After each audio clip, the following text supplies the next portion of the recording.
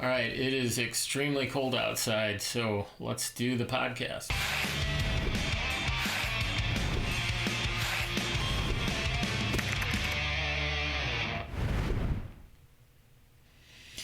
All right, my guest today is an absolute legend in coaching and in U.S. sprint coaching, and has done a couple of different stints over the course of time. Really doesn't need a huge introduction. All the way from Salt Lake, we have Mr. Ryan Shimabukuro. Hey, good evening, Dan. Thanks for having me on. It's a pleasure. We did one of these together with EJ, and now we get a chance to just hang out together. You are just a few days away from packing up once again and heading to Europe for a couple of World Cups and then some World Championship action. So you're going to be gone for how many weeks? About 4.5. Okay, so weeks. How many pairs of board shorts will you be bringing? I do laundry over there, obviously, so I'll take probably 4 to 5. Because I plan it out where I can wear it Monday through Friday, and then Saturday and Sunday, or Friday through Sunday when I can't wear shorts at the competition. I'm in my team uniform, so yeah, 4 to 5. I assume that's strictly frowned upon if you end up on the backstretch at a World Cup in the board shorts.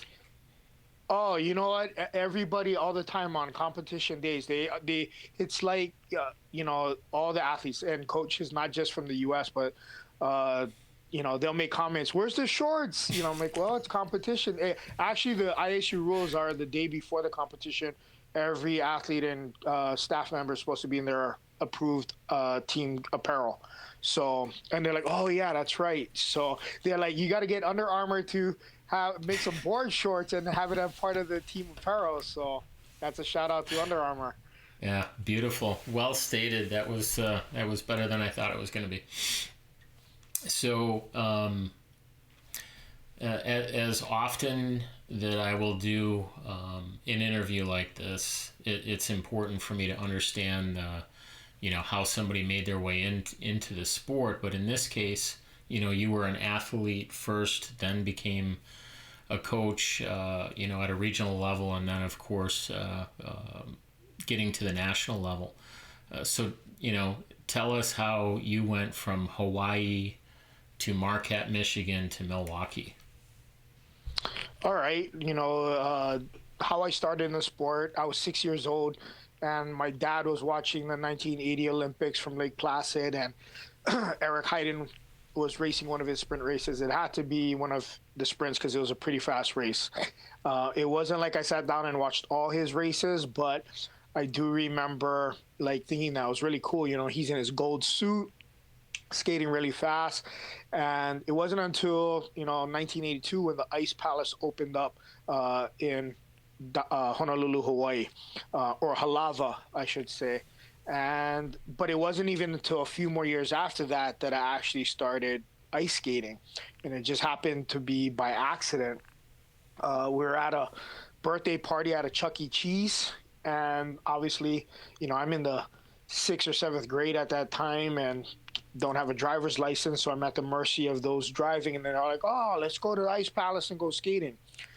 So, skated for a couple hours that night and fell in love with it right away. Only fell one time that evening, and from then on started to go every weekend with my friends, and then eventually enrolled in the speed skating class, spent some of my paper route money buying a pair of hockey skates. And because we didn't have speed skates then, you either skated in hockey skates or figure skates or rentals. And we got 1 hour of ice a week to speed skate. That was a Thursday night from 5 to 6 p.m. The rest of the time, you were going to have to skate public sessions to supplement your ice time. So that's what I did, either on a Friday night or a Saturday night after I was done with my paper route. But ice skating in Hawaii is popular. So on a public session, you're getting hundreds of people. It's not like I could quote unquote train. But after each resurface, every couple hours, they would put 4 cones out, and you could go out and speed skate for one song. You know, they play Van Halen's Jump or Danger Zone from Top Gun, you know, stuff like that. And you would get to race or you get to speed skate for one song. So in a 6 or 7 hour time period, I got 2 to 3 chances to actually speed skate. And I would And do you're, either you're sprints calling it speed skating, but at that point you're on a hockey rink, you're wearing hockey skates. and street clothes. Yeah, so you were skating fast, but it probably couldn't be confused with speed skating, right? You know, if I was to show you a video of me skating in my hockey skates in street clothes, back then our class, that's what our classes were like. I didn't know any better, to be honest, even Sure. though I'd seen it briefly on TV. So when I went to my first development training camp, summer camp, the ASU summer training camp in Marquette, Michigan, in the summer of 1987, that's when I really, really learned what the sport was all about. And what I thought was going to be a development camp, you know, for beginners or whatever, you know, this is 6, 7 months before the '88 Calgary Olympics. Not only did you have young kids and master skaters, but you also had national team and what was going to be Olympians in Calgary at this camp. Diane Holmes, the coach of the camp for the dryland portion and the lectures, and Guy Dagneau, who's a two-time world short track champion from Canada, conducted the ice sessions. And so I was way in over my head. I had never done any formal training, like on dryland especially. And I'd never traveled really significantly. So from Hawaii to Marquette was a 7 hour time change. So I was dealing with jet lag. And so that was really, really tough. But I was fortunate enough that Shirley Yates from the ASU connected me with Jerry Search out of Los Angeles. And I got to go up to his house for a couple of days before the camp and stayed with him. And he basically gave me a crash course in short track speed skating. First morning after I woke up, during our breakfast, popped in a videotape, watching some practices, watching some races. Then after breakfast, gave me a sharpening lesson on how to sharpen skates. And then later that night, took me to Paramount Ice Rink where the Demora Ice Club was having a session. And that's the first time I had been on short track speed skates. And he let me borrow a pair of custom Bont skates that were custom for somebody else and some LeBerge blades. And I was squeaking all over the place. I'd never heard sounds like that before in my life. And so did the other skaters. They're like, what is going on? But by the end of the session, I was doing okay. Sure. And the next day we fly up to Marquette and began 1 week of hellish training. The morning you would get up and you'd do a run, a whole, 50 campers plus the coaching staff. We'd do some form of training before breakfast for about half hour, 45 minutes, go have breakfast. And after breakfast, we would go into lecture for about an hour, hour and a half in the classroom. Diane would go over, whatever the topic was at that time for that day. And then right after that, we'd go into our first dry land session of the day. And that would be for about another hour and a half to 2 hours. Break for lunch, and then we'd be on the ice for 2 hours in the afternoon. And then several of the nights after dinner, we would have about an hour and a half, another training session or a technical session like on slide board or weights and stuff like that. So it was a pretty grueling week. Again, like I said, I was in over my head. I didn't know what I was getting into. And at the very end of the competition, they had the Great Lakes State Championships that year. It was like a mini Olympics for winter and summer sports in Marquette. And I got to participate and, won a gold medal in my division. They put me against some hockey players. They didn't actually put me with the actual skaters. They had some kids that wanted to race that were on hockey skates, and I was able to win one of the races.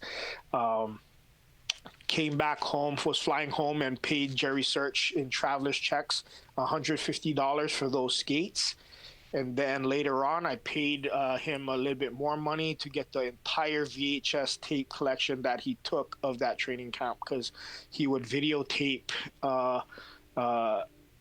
training camps. He would go to competitions and, people would buy the tapes from him, and he would use that money to offset his expenses. He wasn't looking to make money. He was just looking to supplement, his expenses. And so I bought every tape. I had 7 VHS tapes, and I still have the tapes actually in my collection.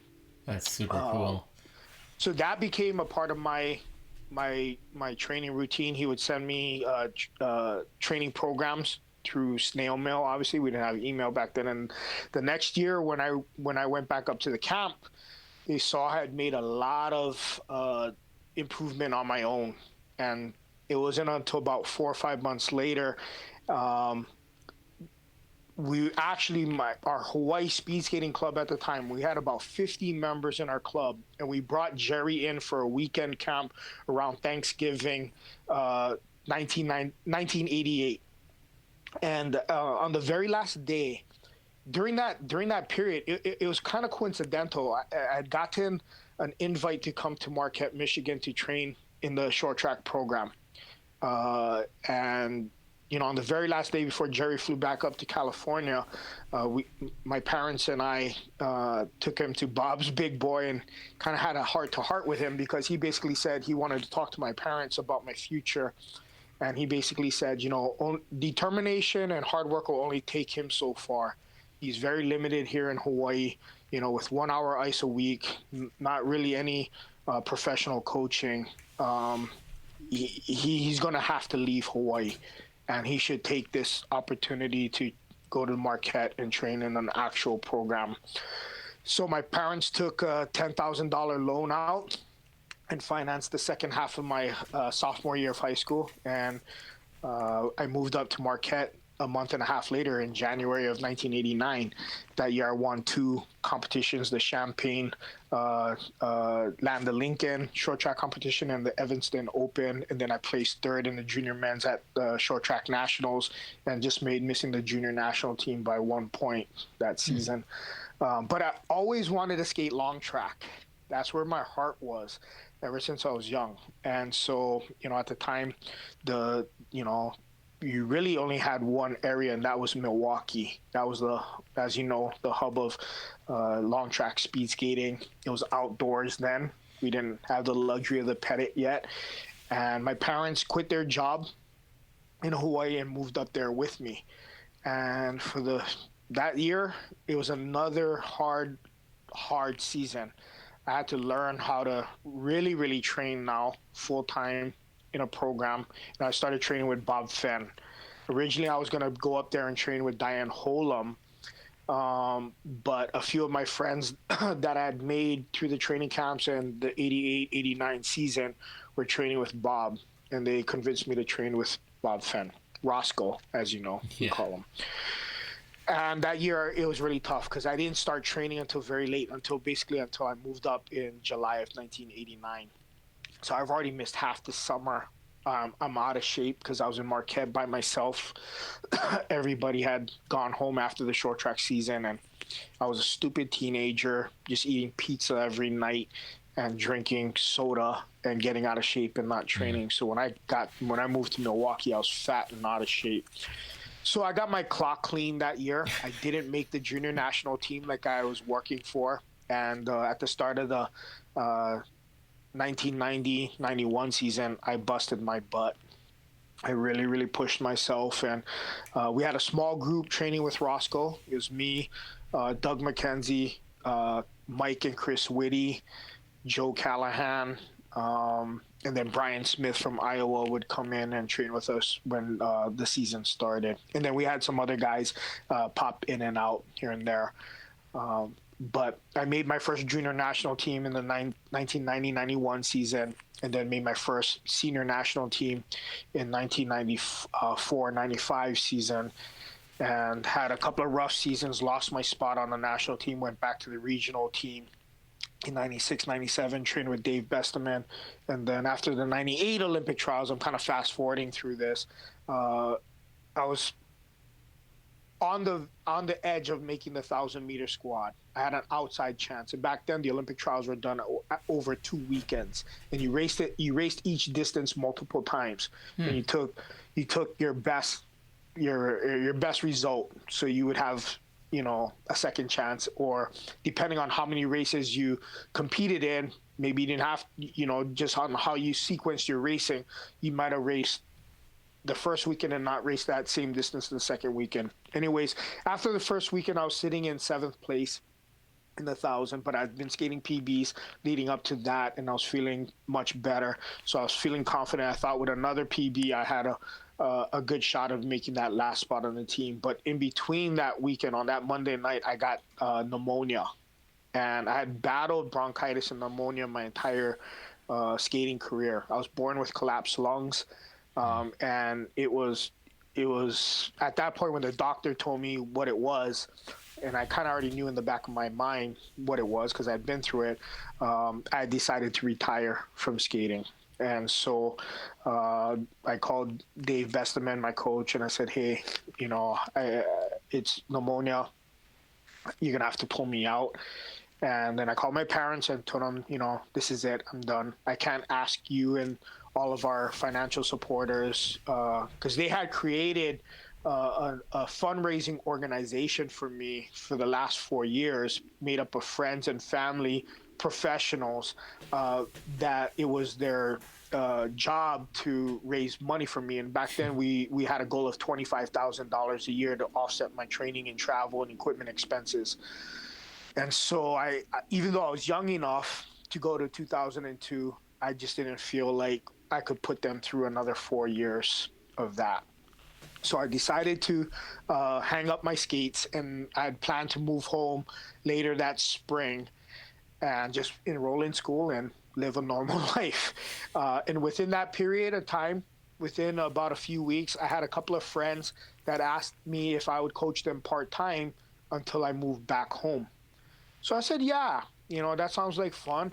And what was supposed to be a part-time thing with two skaters turned into 11 skaters within a month doing it full-time. And by the end of that season, I had gotten my level 1 certification, coached in the American Cup final.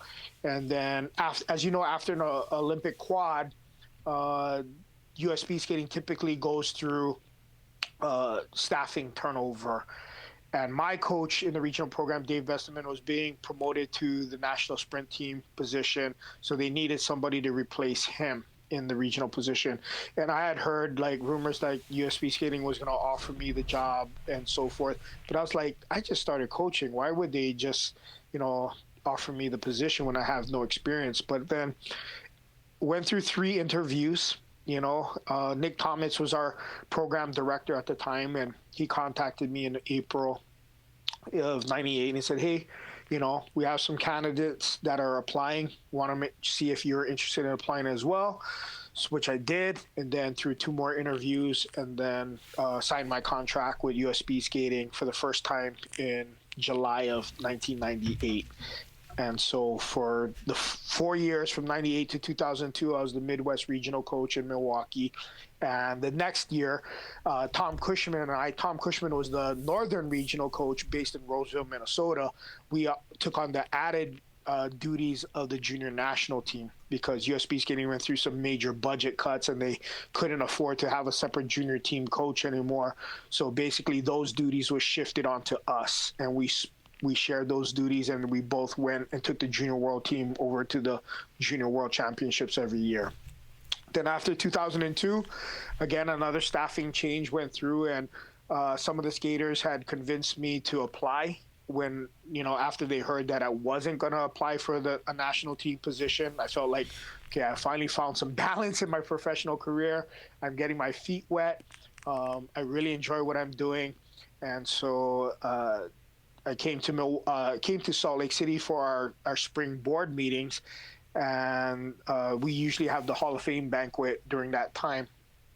And I got, you get there, the staff usually gets there about 2 or 3 days early to go through meetings, coaching meetings and so forth. And some of the skaters were in town, and they ended up meeting with me and decided that they wanted me to throw my hat in the ring to apply for one of the positions. And so I didn't know yet at that time, and it wasn't until Friday night or Saturday night, it was for the banquet, so it must have been Saturday night. My boss at that time, Finn Halverson, who was our program director for the 202 quad, without even him saying hello, he comes up to me and basically just pushes me up against the wall before we go into the banquet hall. And he's like, "What is this I'm hearing that you're not going to apply for a national team position?" And I basically told him, I'm like, "Well, do you think I'm really ready to take on this responsibility and this extra level of experience? I've been only coaching for 4 years."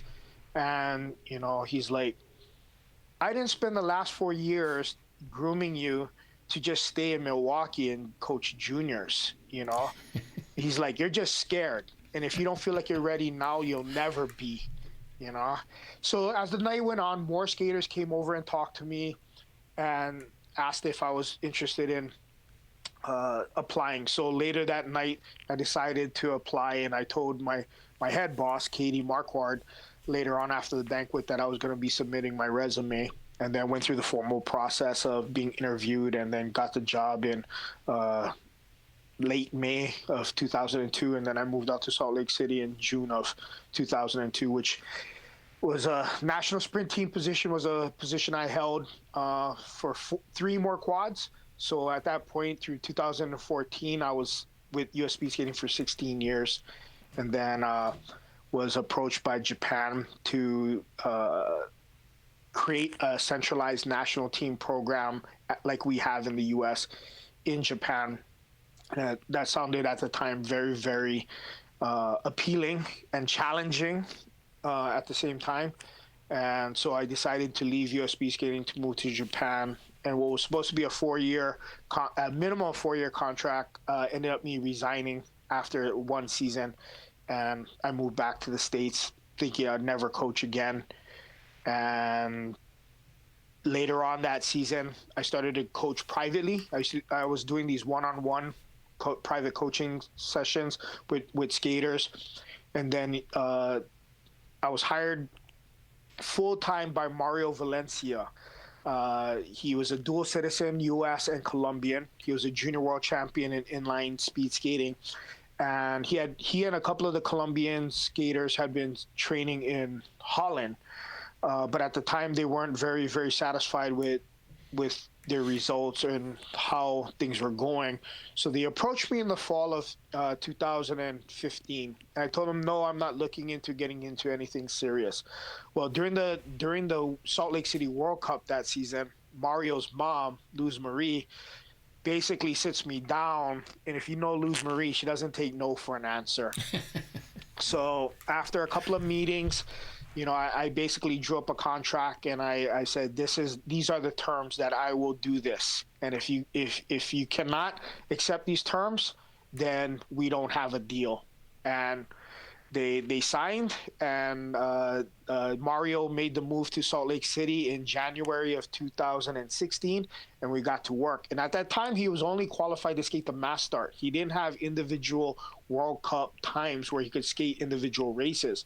So my goal for him at that time was to, by the end of the season, at the Am Cup final and then the Calgary finale, was to get ISU qualifying times for World Cups in multiple distances. I didn't know which ones yet. I had targeted certain distances, but I was shooting for 500 through 1500. And if we got at least one of them, I told him we accomplished our goal in a 2.5-month period. And so in January, the first training block, it was just Mario. But eventually, as weeks went on, the U.S. team ended up going back overseas for the second half of the season, and they had national team skaters that were left behind that didn't qualify for the second half of the year. U.S. Speedskating had asked if I would look after them while they're gone, so I took on those roles. And then I also had some skaters that I coached when I was in Japan that didn't also qualify for their second half of the season, and they were just going to stop their season at that point in January. I said, well, you can't do that. Like, you can't stop your season 2 months early, So I said, come over to Salt Lake, come train with us, and then we'll go to Am Cup final and the Calgary finale. So within about a month, I had a group of about 12 skaters total from multiple countries, and they all worked together. And all all of them ended up skating PBs. And so it was a really, really good. I was having fun coaching again, Yeah. you know, and fast forward 2 months later, I get hired officially by the Colombians to be the Colombian national team coach, but also doing the inline to ice transition program for the ISU that was partnered with US Speedskating and the Utah Olympic Oval. So that was going to be my role for the next 2.5 years going into the 2018 games. So my goal was to get any skater in that program onto their national Olympic team, or at least, you know, maybe if they're not on the national Olympic team, they can skate World Cups and progress up the ladder in their development. So going into 2018, Pedro Caucil and Laura Gomez ended up making the Olympic team for Colombia. First two Colombians ever to qualify for the Olympics. And we had two Chinese Taipei, Yuting Wang and Weilin Tai. They were also their first time to the Olympics, but they had a Chinese Taipei skater before in the previous game, so it wasn't the first time for them. And then obviously with Aaron Jackson qualifying in the U.S. So I had 5 skaters from 3 different nations competing in Pyeongchang for the first time. And Pedro was top 20 in the 500, which was a great accomplishment. And then after the season was done, I started getting offers from other countries, so I was interviewing, and then US Speedskating came in at the last basically in the 11th hour, and they said, "Hey, have you made any decisions on what you're doing?" I said, "No, but I've got one more upcoming interview out of country that I'm flying out for." And they're like, "Okay, but before you make any decisions, or don't make any decisions until we have a chance to talk." So it came down to 2 countries, US and this other country I won't name. And then eventually in the long run, it made sense for me to re-sign with US Speedskating. And then obviously after 2022, I had to, think about my future and how I wanted to move forward. And through about a 4 to 6 week period of talks and negotiations, I re-signed again for another 4 years with US Speedskating through 2026. So here we are now. Is that typical for a coach to sign up for 4-year blocks? No, typically it's in the beginning it's 1 to 2 years. I think at this point I would hope I've proven myself to the federation and proven to be a loyal employee that has produced results. So I don't think Ted Morris had any apprehensions or hesitations with signing me to 4 years. I think if you're a new coach, they may sign you to a maximum of 2 years just to make sure that it's working on both sides. It also protects the coach as well, because you don't want to get locked into a 4-year deal if you're not happy with the situation as well. It goes both ways. Sure. And back when I first started with US Speedskating, especially with the regional coach, it was year to year. With being in the regional position. And then even in my first quad from 202 to 206, it was year to year.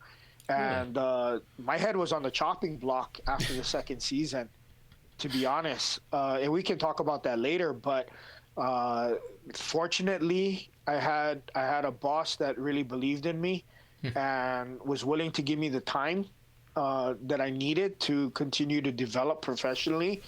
And and then 2 years later, it ended up working out very well for the team and the organization. So back when, way back when you were ready to go back to Hawaii and, like you said, start a normal life, you said that some skaters approached you, and then, that led to you getting this regional position. How long did it take you in role of coaching to feel like what you were doing was your fingerprints and not just stuff that you borrowed or learned along the way? When did you feel like it was your program? Um, that's a good question. I mean, usually when a skater starts, they're doing things that they did, right? That they learned from their previous coaches and so forth. So I was no different in that sense.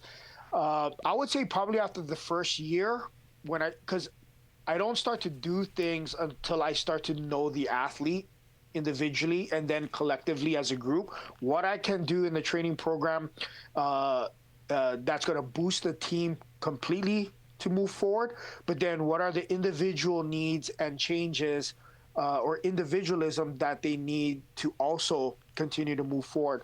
And that took me about a year before I could start to plug in my own philosophies and some of my own things in training. But again, at that point, you're such a infant in your role that everything is trial and error. You don't know exactly what the desired result will be. But that was the nice thing about being a regional coach. There wasn't a whole lot of consequence at that level, other Yeah. than maybe if it didn't work out. Some of the skaters who didn't produce or didn't get better, obviously they're bummed out, and you have to go through the emotional roller coaster of getting them back on track physically and mentally to pick themselves up. But from an organizational standpoint, I didn't have a whole lot of oversight because you got to remember in that 98 to 2002 quad, we had a home Olympics coming up. So with Finn Halverson being our program director, he had his hands full getting the national team, prepared to be, at their best on the world stage on a home Olympics. Yeah. So, he would come in and check on us periodically, but didn't really have a whole I didn't have a whole lot of oversight at that regional level. It wasn't until I became a national team coach that I realized, like, you have a lot to answer for, uh not only organizationally, but now you're responsible to the US Olympic Committee and how much resources they're putting into the programming, and they expect a return on their investment. Yeah. So the consequences are much dire once you go up to that. So to answer your original question, I would say about a year. And then when I came into the national team role, I would say it was about a year and a half again. And that wasn't an easy transition either. Even though I had the support of the athletes in the program, I had to do a lot of growing myself. Mike Kroll, who I was replacing as the head sprint team coach, and Mike was now serving in the program director's role, taking over for Finn Halverson. His role was kind of like a mentorship as well to me, even though I had worked with Mike for many years as coach and skater. He was my junior team coach, and also for a few years, he was my senior team coach. So I had a lot of respect and experience with Mike. And it wasn't until like the end of that, in the summer, beginning of fall of 2002, where kind of sat down with him because it felt like I wasn't being allowed to put myself into the program. Everything we were doing was just what Mike had done previously. So actually, in the basement of the Utah Olympic Oval, in one of the locker rooms, I basically told Mike, I said, look, if you're not ready to step down from coaching, that's fine. I'll move back to Milwaukee and coach juniors. I'll be happy doing that. Um, but if not, then you got to let me put myself into the program as well. Otherwise, the skaters aren't gonna buy into what I'm doing. They're just Yeah. gonna see me as a mini Mike. So Yeah. how am I supposed to foster a relationship with the athletes if it's just all you? And at the time, he didn't realize like that's how I felt. He didn't realize that that's how I perceived things. So it also allowed him to grow as well, because at first, in the beginning part of the conversation, he was like, Ryan, like, at this level, there you can't afford to make big mistakes. Like, there's a lot on the line. And at that point, maybe I didn't realize just how much was on the line. But I got the sense that he probably thought that I didn't see the business side of it. I was just looking at it purely from a program standpoint. So when it was all said and done, after that meeting, we were all on a much better uh, uh, ground moving forward, and it was it just got better and better from year on out. Like I said, the next year my head was on the chopping block, and he was the one that stuck up for me, and he really really believed in me. He was actually one of the first people when I was still a regional coach that when the national team was in Milwaukee for a training camp, he came over one Sunday to where I was living and to watch the Packer game, and we were just talking, and this is a few years out, so probably around 2000, and he's like, do you have any ambitions of coaching at the national team Olympic level? And I said, yeah, down the road. I'm enjoying what I'm doing right now and so forth, but I feel like I'm still pretty far away from that. And he's like, well, you might not be as far as you think, and would you be willing to move to Salt Lake to do it?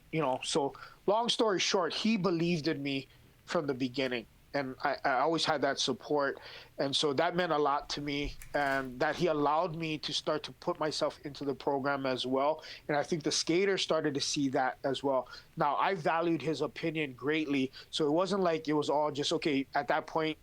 I made a split and nothing was his. It was just more like slowly, gradually, in putting my thoughts and views on things while he continued to mentor me at that time. So when we turn the clock to 2005, you get renewed, and now it's an Olympic year. And hopefully that's a relief for you, because now you have that opportunity to take this thing and run it all the way to Torino. Was there a sense of relief at that point? And did you feel, okay, now we can go for it? I mean, the contract renegotiation at that point wasn't even a concern to me, because the 04-05 season, we, at least at the World Sprint Championships, I felt like we performed pretty well. Okay. And so I felt pretty secure. And I didn't think that US Speedskating at that point was going to make any kind of drastic changes. And so from that standpoint, I didn't have any apprehensions like, am I still going to be rehired and stuff like that. It was more so now like, okay, we had some good performances that season when it counted. There were some moments where I fell short in the programming. What was that? And after the World Single Distance Championships that year, it was when Inzo was still outdoors. The World Singles in 2005, which is the test event for the Olympics, right? Uh, it, after the World Championships, me, Mike Crow, and Bart Schouten, who was working for the Utah Olympic Oval at the time as the fast team coach, we drove to Torino to do a 2-day scouting of the venue and the area. Hugo Hernhoff, who was one of the local organizing committee personnel, gave us the tour and the run up, and then before we left the next day out of Milan to fly back to the States, Mike and I sat down and we started to kind of skull session how we wanted to shape the team going into that Olympic season. And so we basically, long story short, we both agreed that the two of us together, when we put our heads together, we could be a very dangerous combo. We could be a very dangerous team and do some great things that year. And he was right. And, it felt really, really powerful going into that season, because everybody, and I mean everybody, from the medical staff to the skaters to the coaching staff, the performance enhancement team, they were all on point, ready to do whatever it took to succeed. And so, going into that Torino year, we had a lot of momentum moving forward. You wanted to be an Olympic athlete, and it didn't happen. And then all of a sudden in 2006, you're going to Torino as a coach, and now you're part of it. Can you still close your eyes and remember what that was like to be part of a real Olympics? Oh yeah. So, before you actually experience the Olympic Games, you have a preconceived notion of what you see on TV and videos and pictures and so forth, and what it's like. And so, number one, I was very grateful that I had a second chance at my Olympic dream. Granted, I'm not an Olympian. Okay, I don't call myself Olympian. That's the title reserved for the special few that have earned that honor. Um, but I absorbed every ounce of every moment in Italy that I could, and it was great that my mom was able to fly over and experience the games as well. Um, and U.S. Speedskating, we after the World Sprint Championships in Herenveen, where Joey Cheek won the title, we had a Sprint World Cup in Colombo, Italy, that very next weekend, and which we did very well in. And about 3 days after that competition, the USOC had chartered a bus for us that was in Colombo to drive from Colombo to Torino. We were the first U.S. team to check into the village in Torino. So they were literally finishing up, like putting the village together. The laundry rooms, like the washing machines and dryers, weren't even unpacked yet, and like you could smell the paint fresh on the walls and so forth. And that was at a time where there was a lot of anti-American sentiment in Europe, so we didn't know what kind of reception we were gonna get. And fortunately, Chris Whitty, deservingly so, was the flag bearer for the opening ceremonies. So the sport for the flag bearer gets to be up front. So that's my first opening ceremonies. And back then, there wasn't a whole lot of like marching past restrictions like they have now. So basically, a lot of our staff got to go, and obviously, I was one of them. So being almost up front, walking into the Olympic Stadium, and again, like I said, I didn't know what kind of uh, reception we were gonna get. You walk into this big hallway, the corridor that leads you into Olympic Stadium, and you wait, and then you hear the crowd. It's 50, 75,000 people, and then you hear United States of America, and just hear this big roar, flashes of light bulbs are going off, and we start marching in. And Chris Whitty's holding the flag, and you feel this great sense of pride. And for me, everything went quiet, and all I could see was flash bulbs. I see people's arms waving in the air, and I don't know how long it was, but it went quiet. It seemed like it was a minute, but it was probably like 1 or 2 seconds. And then it all came rushing back, and it was like the loudest roar I had ever heard.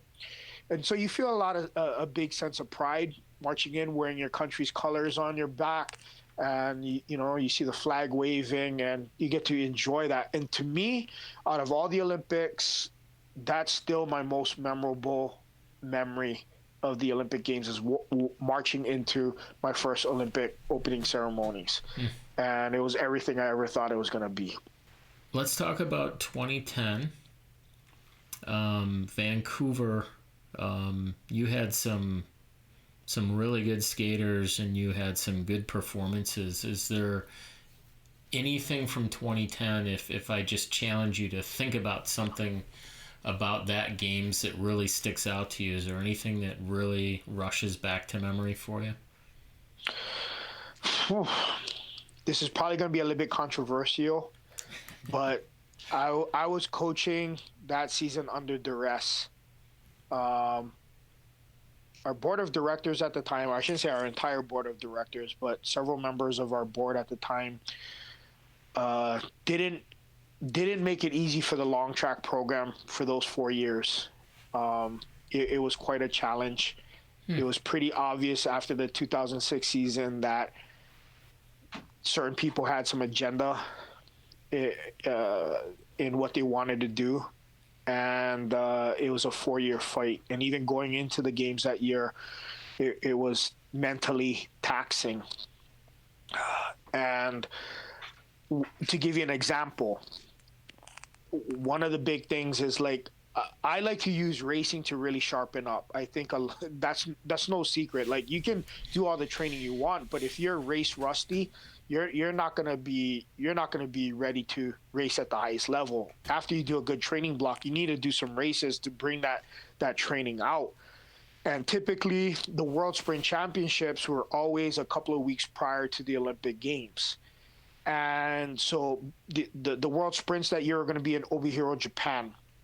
So my plan was to, okay, even though it's going overseas to Asia and coming back, you know, we had enough time that it wouldn't be detrimental, and it'd be a great competition because you get two 500s, you get two 1000s, and then leave one weekend when we're in Vancouver to do a practice time trial on the Olympic ice to be primed.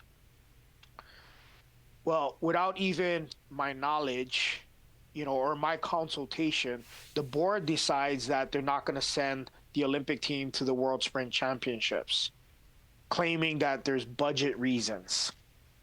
Okay. Without even consulting me as the head coach in the Olympic year. So put that aside. You know, it is what it is. We do a good training block in Salt Lake. And I felt very, very good about going into the games with the training we did. All the tempo times we're doing on the Olympic ice is showing that we've got several people that are ready to fight for medals.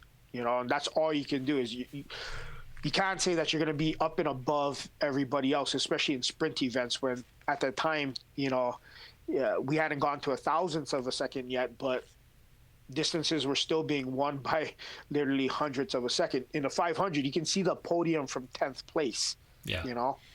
So we get to Vancouver. Again, we're the first team to check into the village, and I felt very good going into the games. And, you know, unfortunately, Tucker had a slip in his first 500 that in the 500 at that time, out of two of them, you had to add them up. So if you have one bad race, you're basically out. And that was an argument I had with the ISU from, you know, years back. I'm like, it's not a 500 500 meters anymore.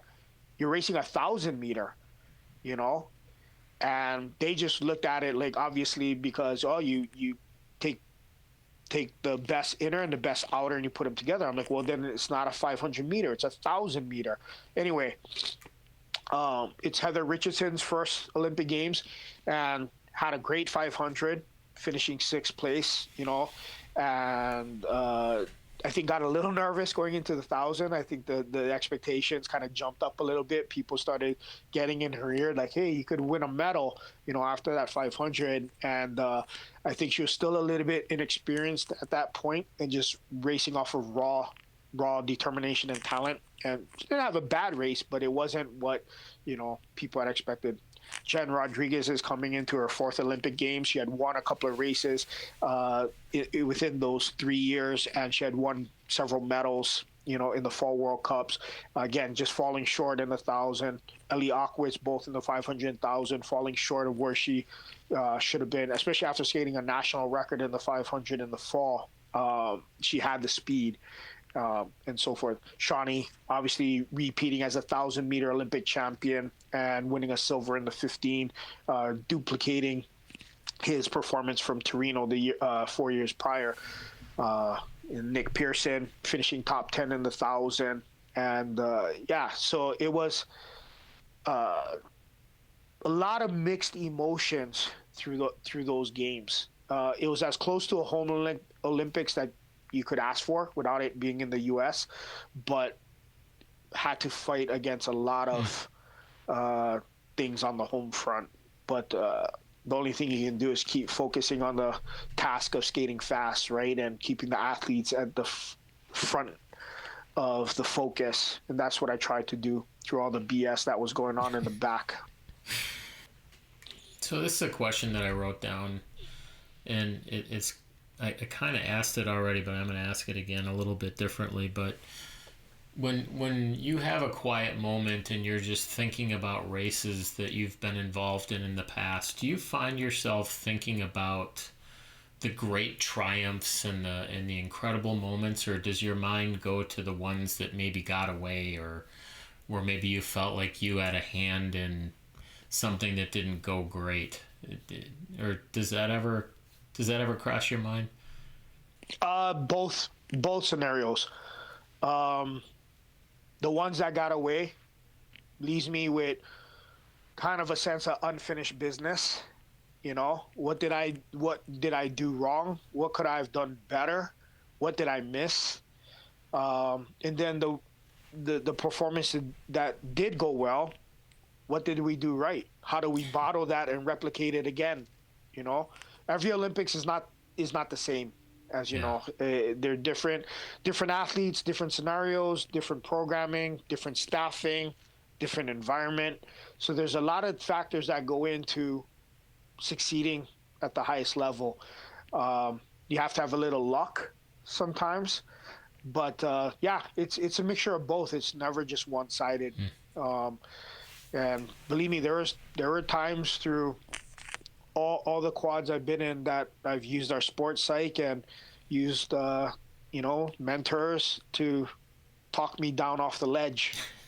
So Well, speaking of that, I mean, I have 2014 written down here. Um, I mean, I was going to ask if there were any warning signs going into those games that we weren't going to do well, but it seems to me like the team was doing great going into Sochi.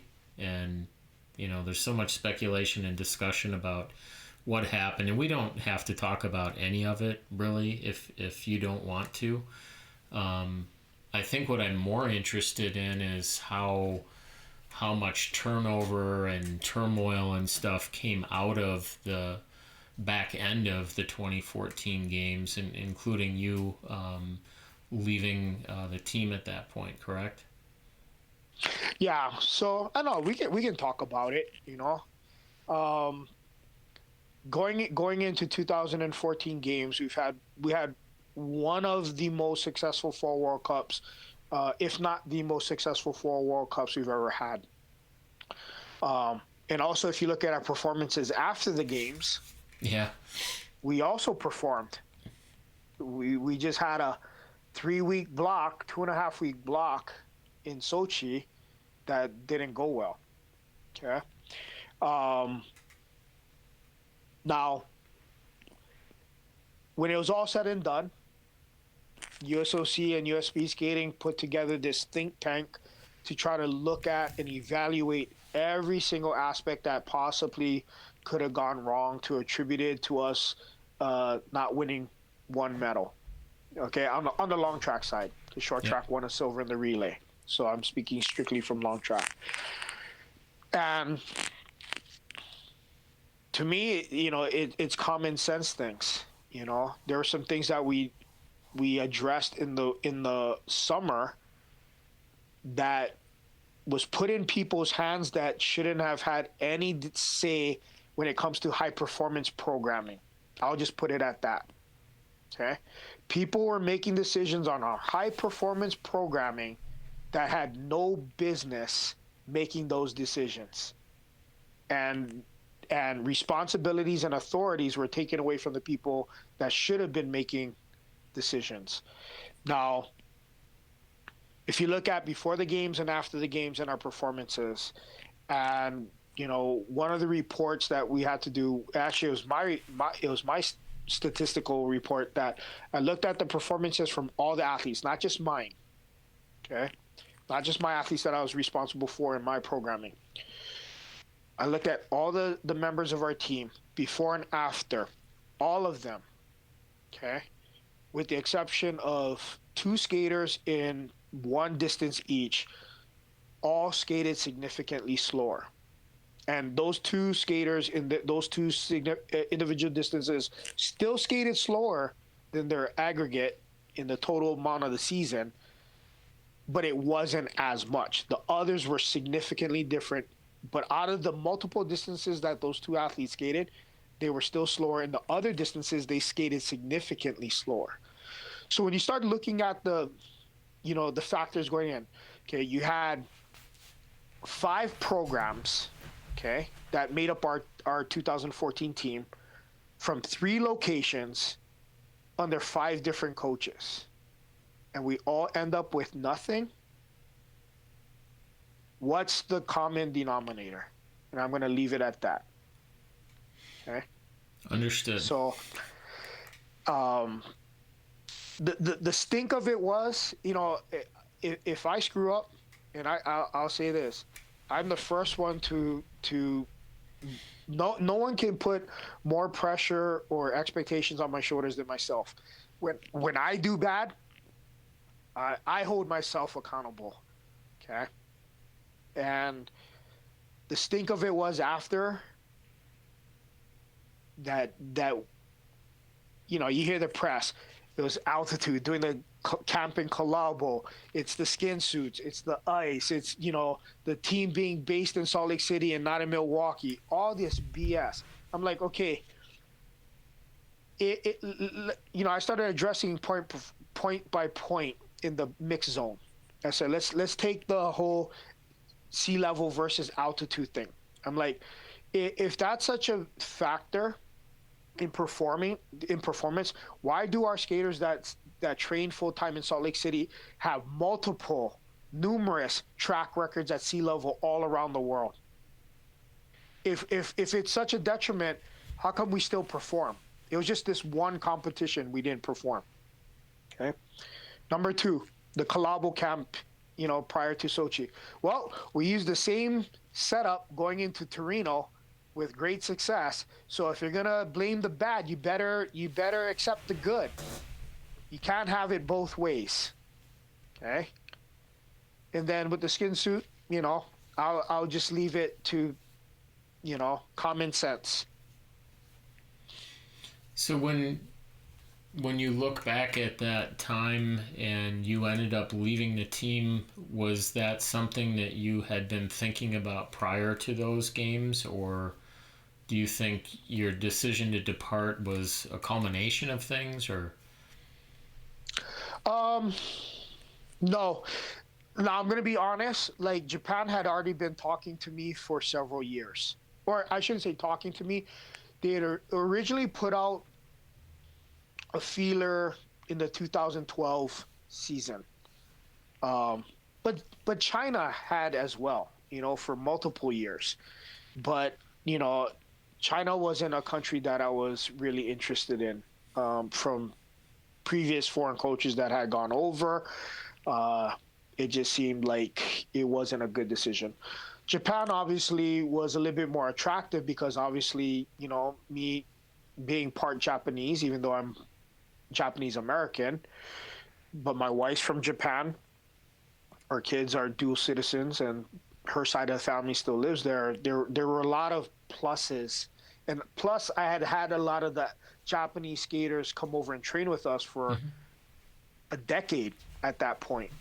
So I felt like, this could be, again, a great opportunity to spread my wings and try something new. You got to remember, at that point, I was at the organization for 16 years and so forth.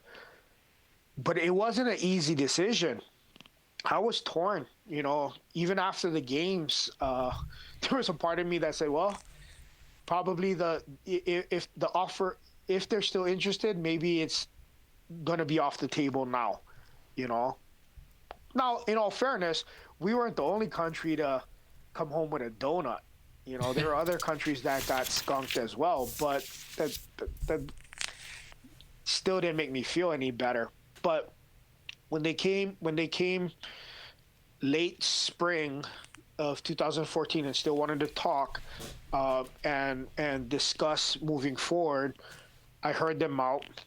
And I before that I had talked to US Speedskating, and I asked, we had meetings, and I said, I would like to know from the organization standpoint, what is your position?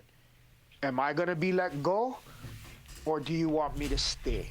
Because at that point, Finn Halverson, our program director, was leaving. Kip Carpenter, who is our national all-around coach, long-distance program coach, was leaving. And so that just left me. And so I wanted to know exactly from their end what I was dealing with. And right up front, Ted was, nope, we want you back. We definitely want you heading our program, moving into the next quad. Um, so I told him, okay, I appreciate the honesty, and I'm going to be honest with you. My contract ends. I have until May 1st to make a decision. My contract ends May 31st. I'm probably going to need every single day until May 1st to give you an answer. Is that okay? I need to think this through. I'm very, very fatigued. I'm emotionally drained right now, and I don't want to make any important decisions when I'm feeling this way. I'd like to discuss it with my family and those closest to me so I can make sure that I'm making the right decision. And Ted was fine with that. He said, take the time you need. Okay. And if you need to talk more, he's like, I'm here. So I really appreciated that. The tipping point for me came when I found out that somebody in the organization that I trusted, and I'm not going to name names, I guess threw me under the bus. They said that I was the reason that the team performed poorly in Sochi, that I never had the skaters perform at the right times when it counted. And yeah, it was all on my shoulders. Like, I coached every single member of that team. It was all on my shoulders. So when I heard that, I was like, okay, maybe this is a good time to walk away. And that was the deciding factor for me in 2014. So then you ended up going to Japan, Mm-hmm. and we've discussed that a little bit over sushi. And how can you sum up that experience? You know, uh, I learned a lot. I learned a lot about myself. Um, I was a bit, not a bit, I was a lot naive. I was very naive and arrogant to think that one person could make a difference and make the change that they were looking for in a short period of time. Because when I went over there initially during the interview process before I decided to accept the position, um, surprisingly had a dinner with Seiko Hashimoto, who was the president of the Japanese Skating Federation. She was also president of the Japanese Cycling Federation because she's a multi-sport Olympian. Seiko was an Olympic bronze medalist in speed skating in the 1500 meter in 1992. She's an icon in our sport. I've known her before I even made the move to the mainland when I was 15 years old. Um, uh, she did both sprint and all around. Uh, and she's also a highly respected member of the Japanese parliament in the government. So when they brought me over to do the interview, I didn't realize that she was going to be a part of one of the dinner meetings that we're going to. That was a surprise. But basically, at the end of that evening, I asked her point blank. I said, "Why me? Japan has a pretty good history of success. You have a lot of skaters to choose from, a lot of talent. Why me?" And she said that, Japan had never had a centralized national team program before. That's why they were looking at hiring me to create the system that we have in the US and North America for that reason, because the Canadians also follow centralized program as well. And I made the assumption of thinking that they knew what they were asking for, considering that they had done a lot of training and racing in North America. And again, a lot of the coaches in the Japanese team had come and done joint training camps with us and so forth. But it wasn't until I actually moved there that I realized that maybe they weren't fully ready to make the change. I mean, Seiko had made it pretty clear that uh, she wanted the changes to be pretty immediate and do what I needed to do to get things done to make that happen.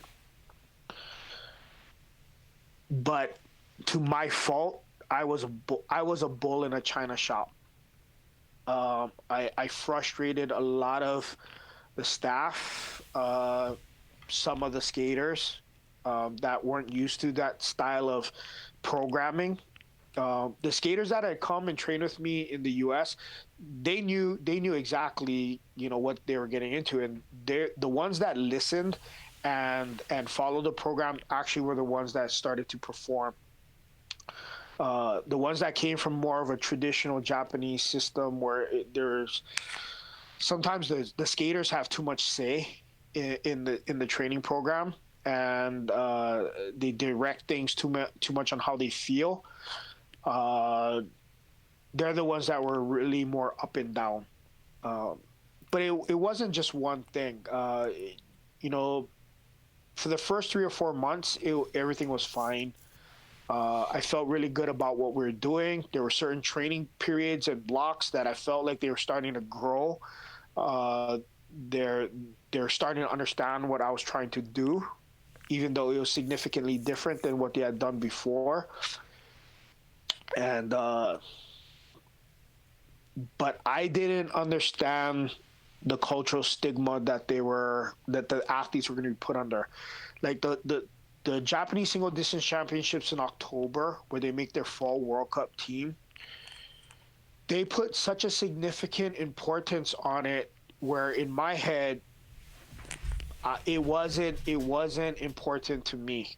Um, One of the stipulations that I had coming in was that the team that I put together initially, they get 2 years in the program no matter what their results.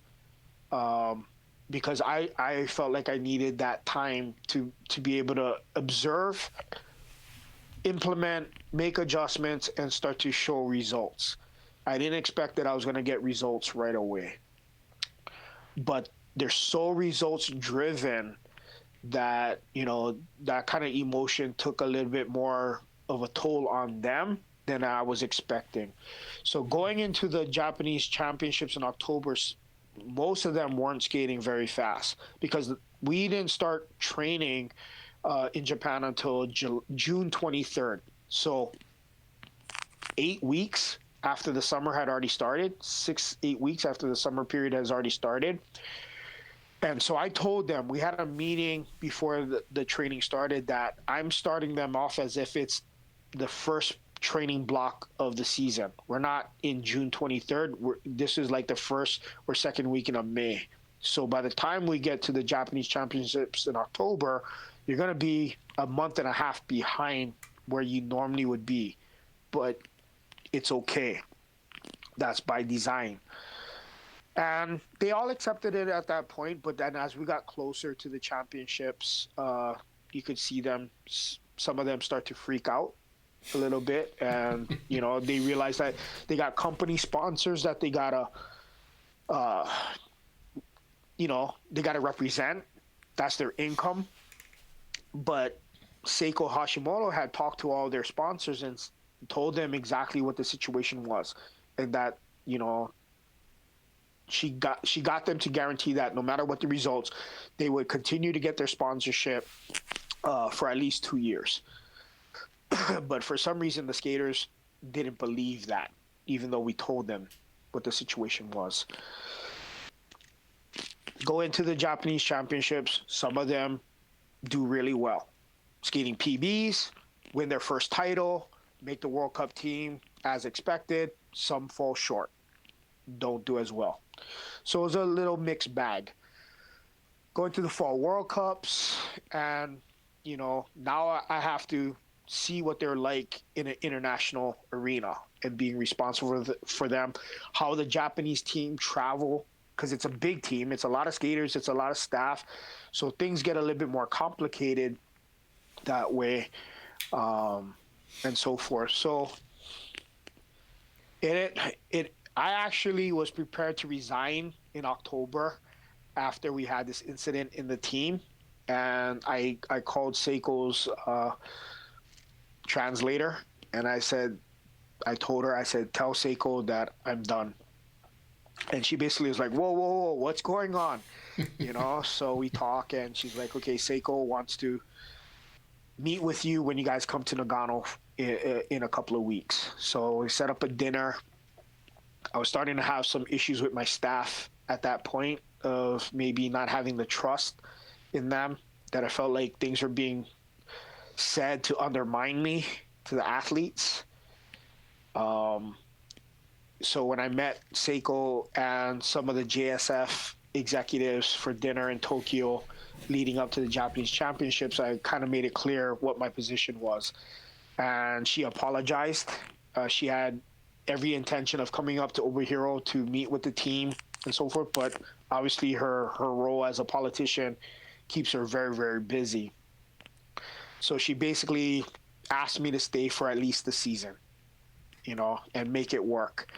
So at that dinner, I said, okay, I'll do my best. I can't promise anything, but um, out of respect for your wishes, I will stay on through at least this season. So we fight through, the season. Again, some up and downs, some skaters, you know, more so the ones that were bubbling under, not the ones that had already kind of had a little bit of status, maybe won a race here and there. Uh, the ones that had come to train with me in Salt Lake before, they really started to take off. And one of, again, skating PBs, getting, winning their first Japanese medal or title and stuff like that. Um, then we get to the end of the season, and some of my staff say, maybe some of the problems that we've incurred this year is that the skaters don't understand your training methodology, your program. So we think it'd be good if you come to Tokyo in April and we have a sports science camp at the Japanese Institute of Sports Science. I'm like, well, what do you mean? Like, just explain to them how you develop your program. What is the importance? What are the reasons? So I'm like, you want me to explain physiology to them? And they're like, yeah. And I'm like, I've never had to do that with an athlete before. In the U.S., the skaters follow what the coaches say because that's not their role. I mean, yeah, we'll have discussions on what, certain times of the year, why the blocks are set up that way. But I shouldn't have to explain every single workout in detail and what you're trying to accomplish. Do you really think this is gonna make the difference? And they were like, yeah, we actually do think it's gonna. So I said, okay. So cut my vacation time home short, fly back up on my birthday, and we start the 2-week training camp. And I had to bring in other people to kind of, even from the medical side, because I felt like the medical staff, when it came to like treatments and stuff like that, it was a little bit too general. It wasn't very specific to speed skating. There was 1 or 2 trainers that were very good. The others were maybe specialists and didn't have an overall good skill set. Strength and conditioning specialists were very, very limited. So I wanted to bring in Fikre for the camp to kind of explain how to manage treatments, how to give sports massage, how to do shakes, because they didn't understand that. But he couldn't make it. So fortunately, one of our trainers from the 202 games, John Hill, was living in Okinawa. He was working for the government at that time. So I reached out to him, and he came in for the entire 2 weeks and coached up our medical staff. And he also had a strength and conditioning background as well. So one of our trainers was actually educated at the University of Utah as well. And they had the same, obviously, professors and stuff. So they bonded and connected really well right away. So they started to help me devise my strength and conditioning program based on what they evaluated in the skaters. So I felt like coming out of that camp, things were moving forward in a good way. The lectures and stuff about the physiology was a little disappointing because I did a lot of preparation to explain uh, my thought process when it comes to specific workouts and index workouts.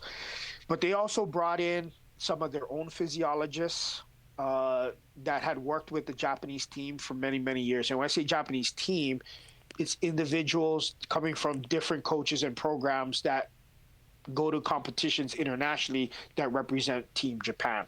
Again, there was no centralized Japanese national team. One of the lectures, one of the skaters asked the professor, "How do I want to get better at the 1,000 meter?" And he doesn't even try to answer. That doesn't even give like any feedback, educational feedback. He basically looks at me and goes, "Ask your coach." That's it. No support that way, whatever.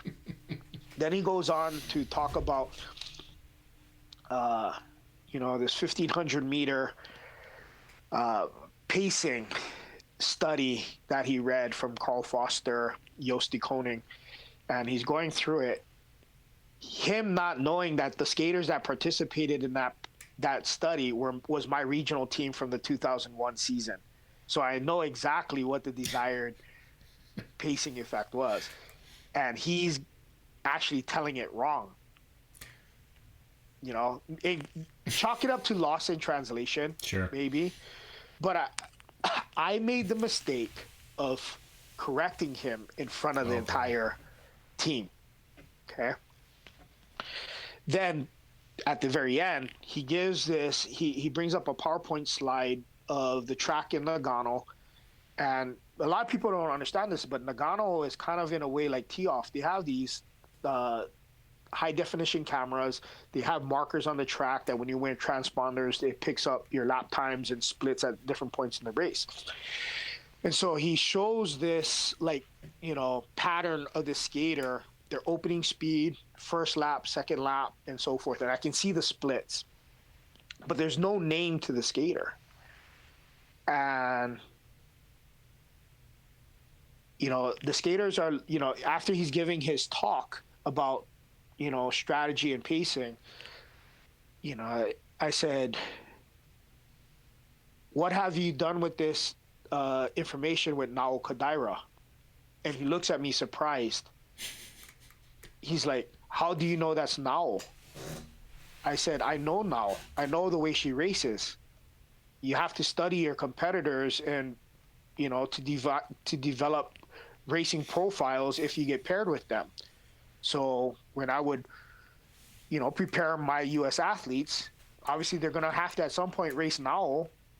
We got to know how she races." And he's looking at me like shell shocked, like, "Oh my gosh." And so I'm like, "No, this is good." I said, "This is good information. We can use this a lot."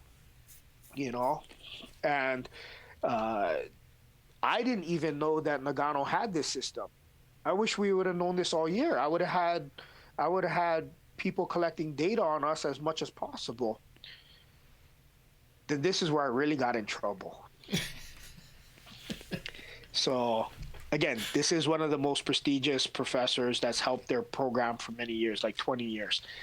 He asked if there's any questions left, and I raised my hand and I had a question for him. I said, I noticed that after, whether it's in Nagano or Obihiro, where we have a Japanese World Cup in the past, after every race, the workers from the Japanese Institute of Sports Science, we call them JIS, their acronym, are taking blood lactate samples. What are you guys using that information for? And he kind of pauses for a second. Translator is, translating my question.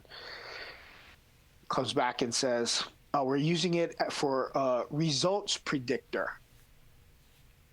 And I look at him like, "Well, can you explain that? What do you mean by results prediction?" He's like, "Oh, if we see their blood lactate levels at a certain number. It's going to determine if they have a good performance or a bad performance. I said, do you do any blood testing prior to the races, like in their training blocks in the summer, in the fall leading up to the competition season? No, just at the competition. So how is it a predictor if you have no base information on what their blood lactate levels are at in intense training periods to know, and you're collecting the sample after the race. Yeah. So how is it a predictor? The race is already done. He couldn't answer that.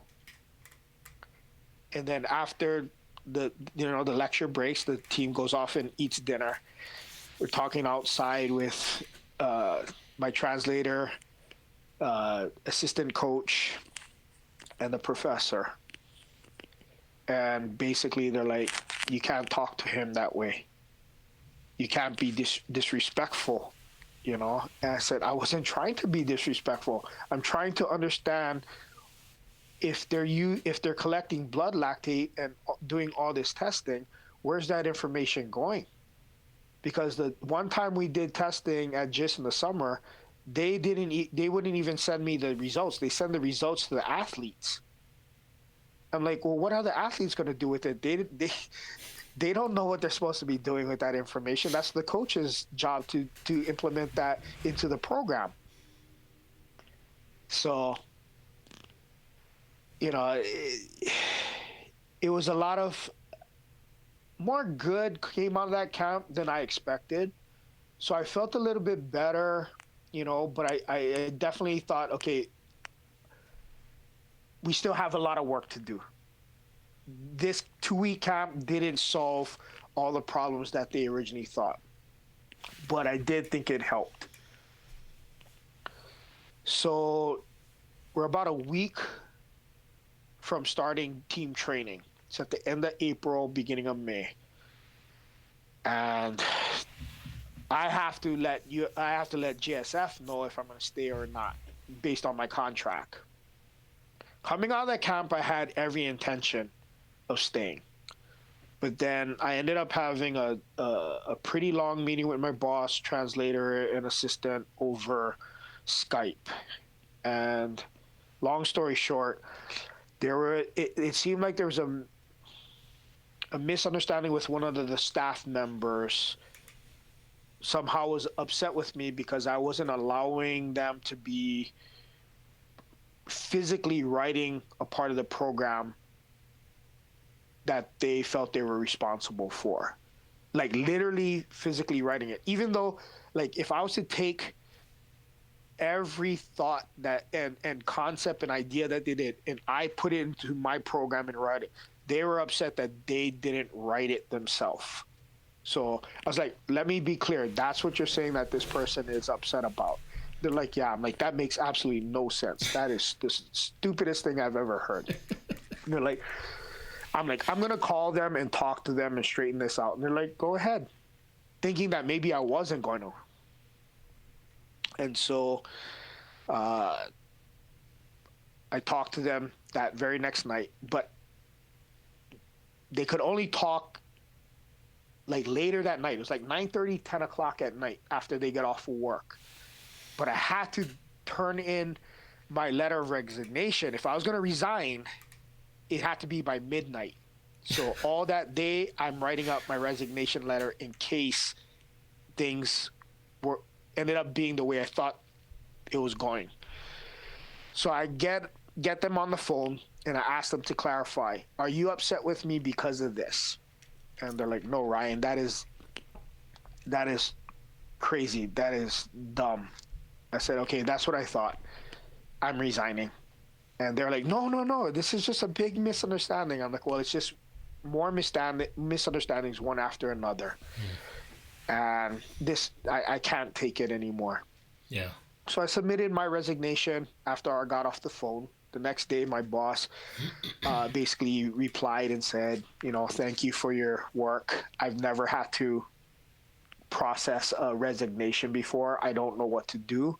So please give me some time and in the meantime, please don't say anything to the skaters. So I said, okay. Obviously, my staff was gonna find out. So I said I wanted to tell them. So I sent a text to both of my translator and my assistant, in which they came back and said, please don't leave. We can work through these things. They're just misunderstandings and stuff like that. I said, guys, I'm done. I've already had colleagues from the U.S. go to foreign countries that have gone through exactly what I'm doing now. Just 3 or 4 years down the road, they were at their wits' end, and I'm not willing to do that. I'm about ready to bring my family over here, and I'm not gonna do that if I'm just completely miserable. You know, you don't need me. You guys have a certain way that you want to operate. I don't know why you guys wanted me to come here when you don't want to change. You know, Yeah. and so, but somehow, like anything in the speed skating world, no matter how much you think you're going to be quiet, word gets out. I don't know how it got out, but I start getting text messages from skaters that I didn't coach or were retired, and they're kind of like trying to put feelers out. Like they're not coming out and saying like, "Hey, we heard you retired or you resigned or you quit." They're like, "How are you doing? Is everything okay?" And so I'm like, "Yes, I'm okay. What have you heard? What do you want to know?" And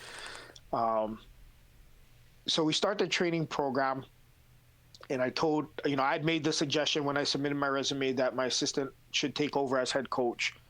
I think he can run the program, and he's got a good idea of how to continue it going forward. And I kept asking my boss, I'm like, I'm leaving in 2 weeks. I need to let the skaters know. They have the right to know, and it should come from me. They shouldn't hear it from anybody else. Like, please wait. The JSF council is convening, and they need to discuss it first, and this and that.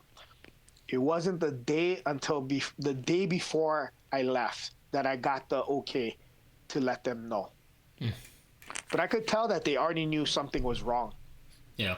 So after the morning training, the day before I'm leaving, I make the announcement. I tell them why. And I said, look, some of you really believe in what I'm doing.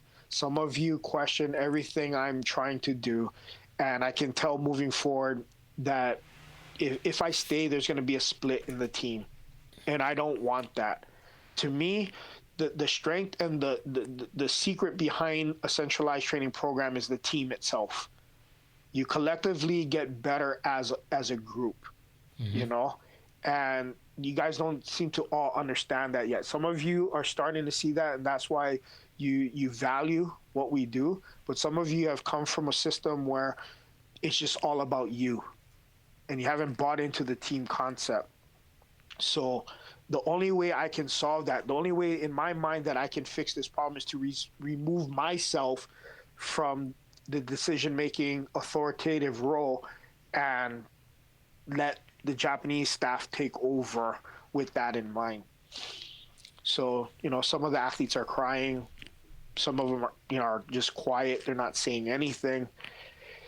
Eventually, they're like, why don't you go home, and we'll take up and clean up here. It was after an inline and dryland workout. We had weights later that afternoon. I couldn't be at the weights because I had movers coming to my apartment to pack stuff up and ship things. And so I get a text later that day after the weight training from one of my skaters. And she says, I haven't been able to stop crying. Can I come over and talk to you personally? I said, well, my Japanese isn't good enough, and your English isn't good enough to have a detailed conversation. And she asked, well, can your wife translate over Skype? And I said, well, it's got to be at this time then, because she's not going to be awake until then. And she's like, okay, that's fine. And she's like, oh, so-and-so wants to come with me too, because they feel the same way I do. And I said, okay. So they both come over, and they're crying. They're like, we should have done something earlier. We should have supported you more. we're the two that got better. We came to the U.S. to train with you. We know what your philosophy is and how you want to change things. But because they were the junior skaters in the group, they really didn't have much say. I said, look, it's not your fault. I really appreciate your support, and you know, but it's not just one thing. And they're like, well, can we come to can we come to the U.S. and train with you? And I said, I don't even know if I'm coaching anymore at this point. I'm so burnt out and tired. And they said, well, what do you want us to do?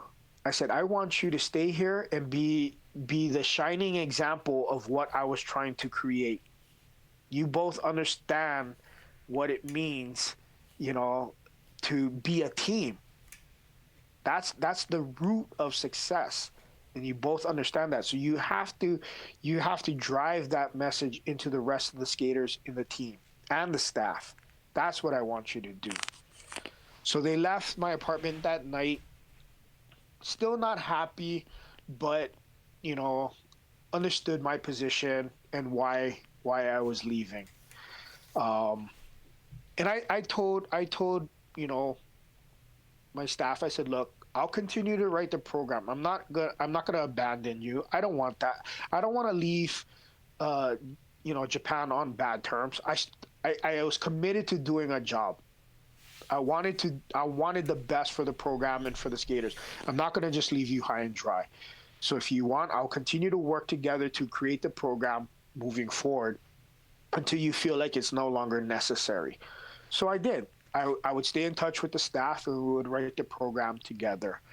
The day I was leaving, my flight out of Obihiro wasn't until late in the afternoon because of the connecting flights. So we had a slide board workout that morning at the Oval. Some of them were okay. Some of them were still upset, and it was hard for them to get through the workout. And in the end, my assistant coach, he's like, at the end, after warm down, can we take a group picture before you leave? I said, absolutely. Absolutely. So we go outside. We're standing in front of the Obihiro Tokachi Oval. And I post a picture that we take. Everyone's smiling, all looks like it's one big happy family. The second that picture was taken, everyone started crying, including me. It was one of the hardest decisions I had to make, because for the first time in my life, in anything I did, I felt that I quit. I didn't finish what I started. And that's not something that I felt good about. I had always prided myself on doing the very best that I could, and I felt like I failed. And that was hard to swallow. The skaters felt bad because they felt like they were the reasons why they had let me down, and so there was a lot of emotion when I left, but as time went on, as the saying goes, time heals all wounds. I came home from my son's graduation from high school. I had to fly back to Japan a few weeks later to close out my apartment. So Hide came back with me to help me do that. We spent some time in Hachinohe to visit her family. And then Seiko Hashimoto and some of the JSF executives wanted to meet and have lunch one last time as a farewell, a thank you and a farewell in Tokyo, which we did. That was very nice. And at the time, I had written an exit report of my experiences, both good and bad. And I felt like there were still areas of improvement that the program can strive for in the next 3 years, going into 2018. And it seemed like they took it to heart, because when Johan was hired, I didn't even find out that Johan got hired. It wasn't, I can't remember how I found out. But I didn't find out through GSF that Johan was hired as the all-around coach. Somebody else told me. So I contacted Johan, and and I just asked, hey, do you have time to get on a Skype meeting? Just want to touch base. And so this was before I resigned. Um, and we're on a phone call for about 90 minutes. And I just said, hey, what have they told you? What are you expecting when you land in Japan? Because the way I looked at it was, if they would have came at a different approach to me uh, the year before, I probably still would have taken the job, but I would have came in it with a different mindset and a different approach. But even some of the skaters that were outside the program that were no longer skating after the fact, like after I had resigned, they came out of the woodwork and started telling me like, yeah, we kind of had this feeling like their approach was like, don't tell him much, just get him over here and then let him deal with the problems after he arrives. Okay, so I didn't want that for Johan. Ugh. So I sat down. Again, it was over a Skype meeting. I said, "Look, this is the reality of the situation which you're walking into, and I wish somebody would have had this meeting with me to give me an honest perspective of what I'm walking into. I'm not telling you not to take the job. I'm just telling you what to expect versus what they might have told you, and what you've experienced here when you've come, prior." So he's like, I see what you're saying. Like, and I told him at that point, I said, look, I haven't resigned yet, but I'm 99% sure that I'm not going to be here next year. I'm going to resign. He's like, he's like, I think you and I can do some really good work together. And, you know, I said, yeah. I mean, I didn't know Johan much at that. I knew of him and so forth, but I didn't work with him much on an international level. So I said, yeah, I think we could do some great things. I'm not willing to bring my family over here, after experiencing what I went through this season. It's too much of a risk. So he's like, okay, I understand. So if I fast forward to that meeting I had with my two skaters in my apartment on the very last night I was there, they they told me that my assistant and my translator at the weights workout that I wasn't at, they told the skaters the reason why I was actually leaving Japan was that I was homesick and that I didn't want to work with Johan. That's what they told the skaters. I said, homesick? I was prepared to bring my family here. I wasn't homesick. And I didn't want to work with Johan. I had no problem with Johan. Like, we had never worked together before, but that doesn't mean that I wasn't willing to work with him, if I stayed. Wow. So it was just, again, another circumstance of like honesty and trusting the people around you. And I felt like the level of trust was gone. I found out later that my boss was extremely upset with me for contacting Johan and, giving him insight into my experiences. Maybe he was upset because I think he was told that I told Johan not to take the job, but that was not the case. I just wanted to give him a heads up. Yeah. And so when I talked to Johan the next year, and I asked him, hey, any issues from what we talked about? Like, no, everything's been really good. And so I said, I'm glad to hear that. Maybe they actually took my exit report to heart and they're trying to make a difference. Maybe it's the second year after some changes, so I'm glad to hear that things are going well, because that's all I ever wanted. Yeah. So again, to me, it's water under the bridge. I still have a good relationship with my former assistant coach, translator. When I see them, whenever I see Seiko, it's highly respectful. And also the vice president of the JSF, Mr. Suzuki, and then all the skaters. It's never.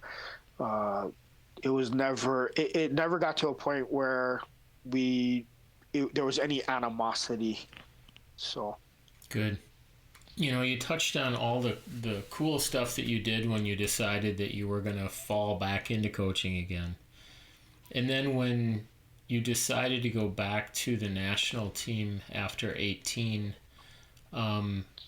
I assume that when you agreed to go back there, that you were able to do it on your terms. Um, was there any discussion about, hey, if I'm going to take this job, here's what I need to do? Or was it just pretty much at that point you guys had a good rapport and it's like, yeah, let's just do this? Um, well, some of the athletes I hadn't coached yet, but it's very like one or two. Um, the other skaters I had a long term relationship with for the most part. Um, and in all honesty, the two skaters I had to have individual meetings with was Brittany Bow and Joey Mantilla. Obviously, Brittany and I had history prior. Like, I had coached her for 3 out of the 4 years from 2011 to 2014. So we had a lot of history and success in those 3 years. Joey, even though he had been a part of our national team program since 2011-12, he was on the all-around side. So I never really was responsible for his training or coaching. So I honestly didn't know that much about him. He and I hadn't actually developed any kind of bond or relationship with. So I had lunch with each of them separately, because and this is before I agreed or decided to come back to US Speedskating. I said, look, if I come back, I had certain ideas and concepts in my head that for each of them that I wanted to make sure that they were on board with. And if it was gonna be a constant fight or second guessing, that wasn't a route or an avenue that I was willing to explore. Um, and so if they could accept, like, I wouldn't say terms, it's just like my philosophy and how I was gonna approach things, then I would feel good about coming back. For Brittany, I think it was pretty easy, because again, she had a lot of experience with me before, and it wasn't going to be a big departure from what we've done in the past. I just felt like her coming off of her concussion, she had to battle for a year and a half to get back. I wanted to train a little bit of base and volume again, and start with the 1500. And typically her speed, at least back then, her speed came later in the season out of good training. And the 500 typically came last, speed wise, but the 1500 and thousands were the focal point of the program. With Joey, it was more from just teaching him the importance of consistency.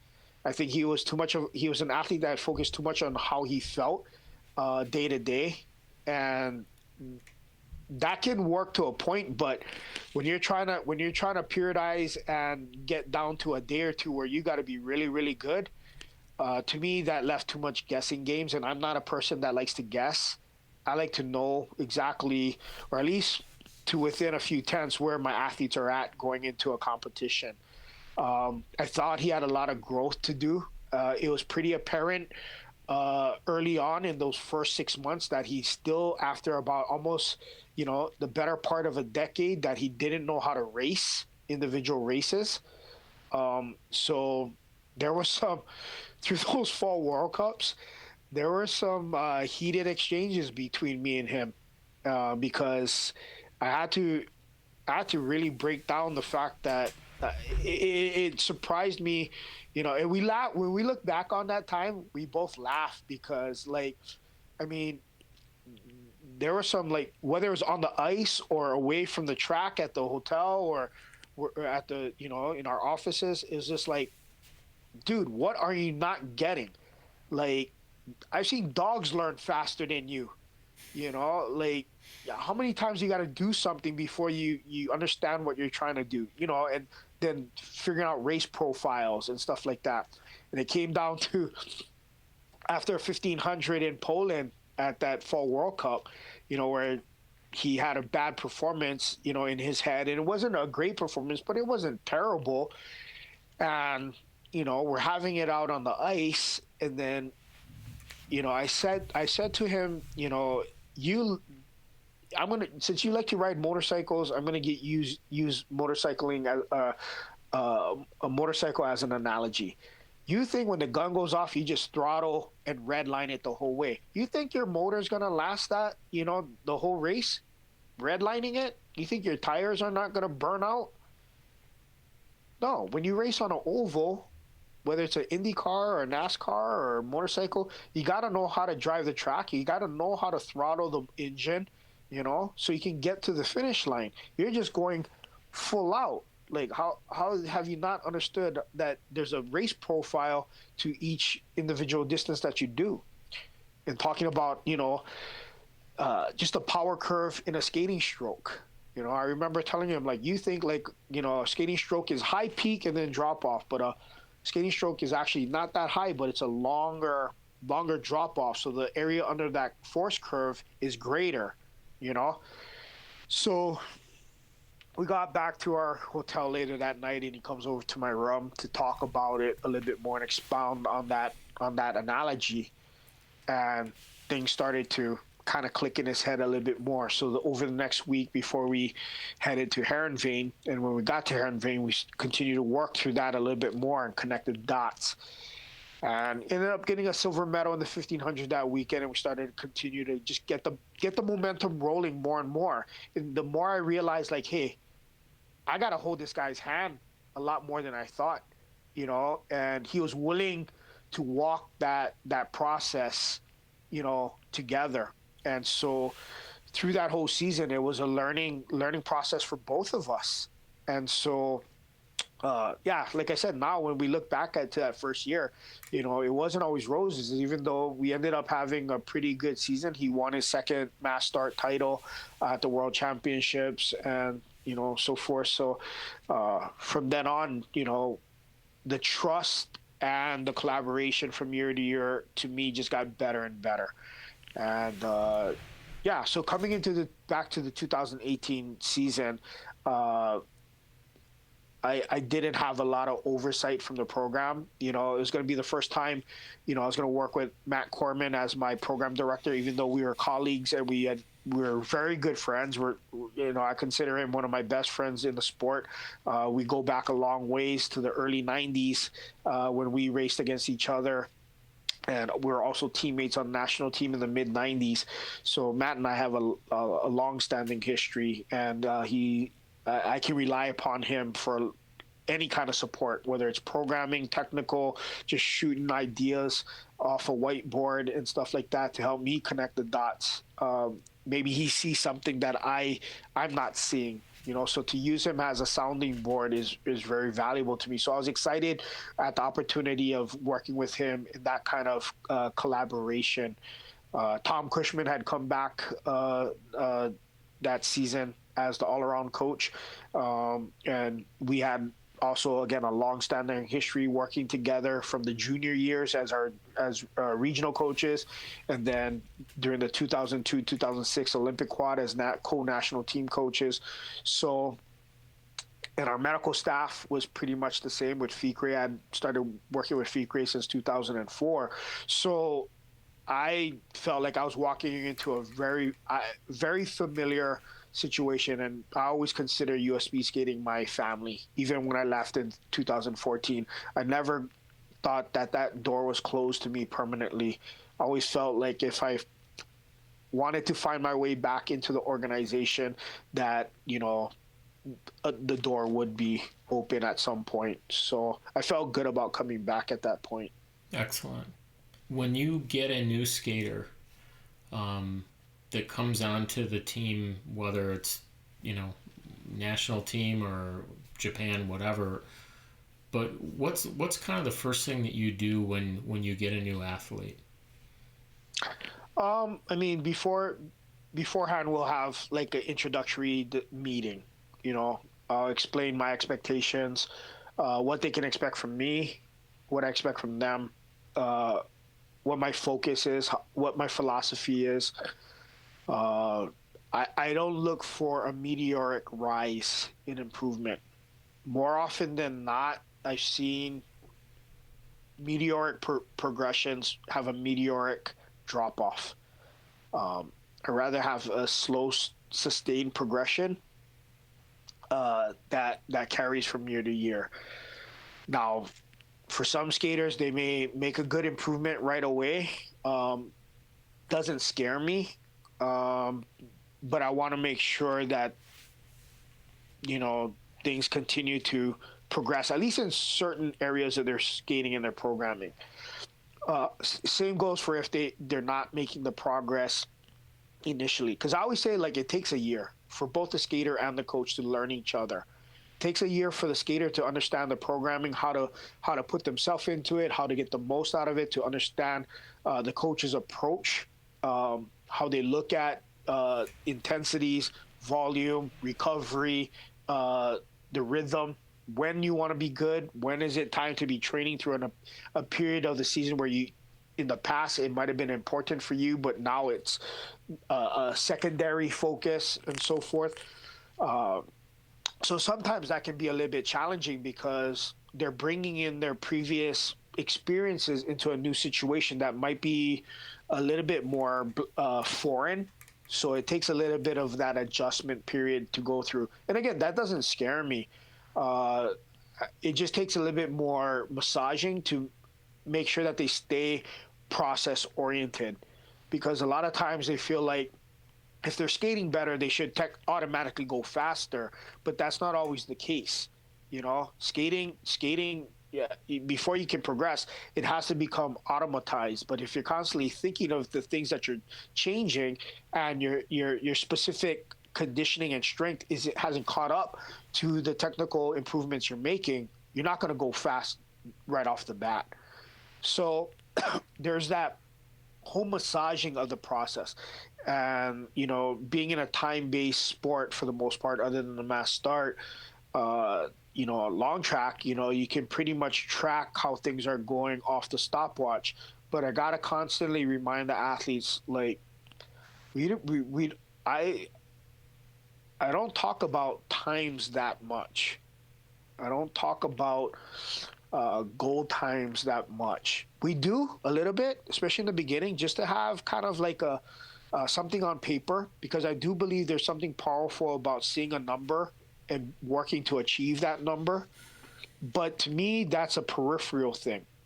That's a results orientated thing, and I try to be as much as possible a process orientated coach, where if you do the things that we're working on well and you repeat it over and over, because speed skating is a very repetitive sport in the things we do, you'll get that time. You'll get it eventually. But if you're only focusing on, I got to get that time, I got to get that lap time, I got to get that opener, without understanding what you're trying to do to get that time, you may get it, but my experience shows that, if you do get it, it takes longer. But more so than not, you fall short. And you may get it once, but you Right. can't repeat that over and over again. So I always tell an athlete, let's say they set a world record, but they've only done that once. I always say that's not your level. That shows what you're capable of doing. But 80% of your results is what your level is, because 80% is what you can replicate over and over again. Now, we try to push that 80% level up a little bit more each year, so that affords you the chance to make a mistake or have a subpar race and still be able to perform. If you're expecting perfection, you're not living in a realistic world. Sure. In what we're trying to accomplish. And so a lot of times, the athletes are always looking for PBs, and look, if I'm not skating a PB, I'm not getting better. I'm like, I understand where you're coming from, but one of our greatest athletes, one of probably the most dominant sprinter, female sprinter in our sport, Bonnie Blair Cruikshank, she went 5 seasons without setting a PB. And in that time, she won a World Sprint Championship. She had been on the podium another 2 times in the World Sprints, and she had won an additional 2 Olympic gold medals. So it's all relative. You spoke before about, really got into it about how the team, it's an individual sport, but the team's got to gel and there's got to be chemistry. When you're, as your role as a coach, can you have much influence in that? I mean, at some point the team just has to gel and there's going to be chemistry or there isn't, but do you as a coach is there a way for you to influence that? Oh yeah, absolutely. Um, I pride myself on having good team dynamics and team chemistry and environment within the group. That's not to say that there's not times where there could be some tension or friction. That always happens. Especially if somebody's getting bad or maybe something's rubbing them the wrong way outside the sport, and they just bring it to the workout or the race weekend. And it's a little bit overwhelming. But I try to build that chemistry and that team bonding organically. Yes, you can do team building exercises and do team building activities. I've done them in the past. But with that said, I don't think there's anything more powerful than spilling the same blood in the same mud together that brings teammates together. You got to go through the fire together. That's Mm-hmm. the hard training day to day. That's on a day where you don't think you're going to get to the end, and your teammates are there to buoy you and get you to the finish line. Yeah. Because yes, it is a team. It is an individual sport, but it's conducted as a team. Yeah. You know, and Yeah.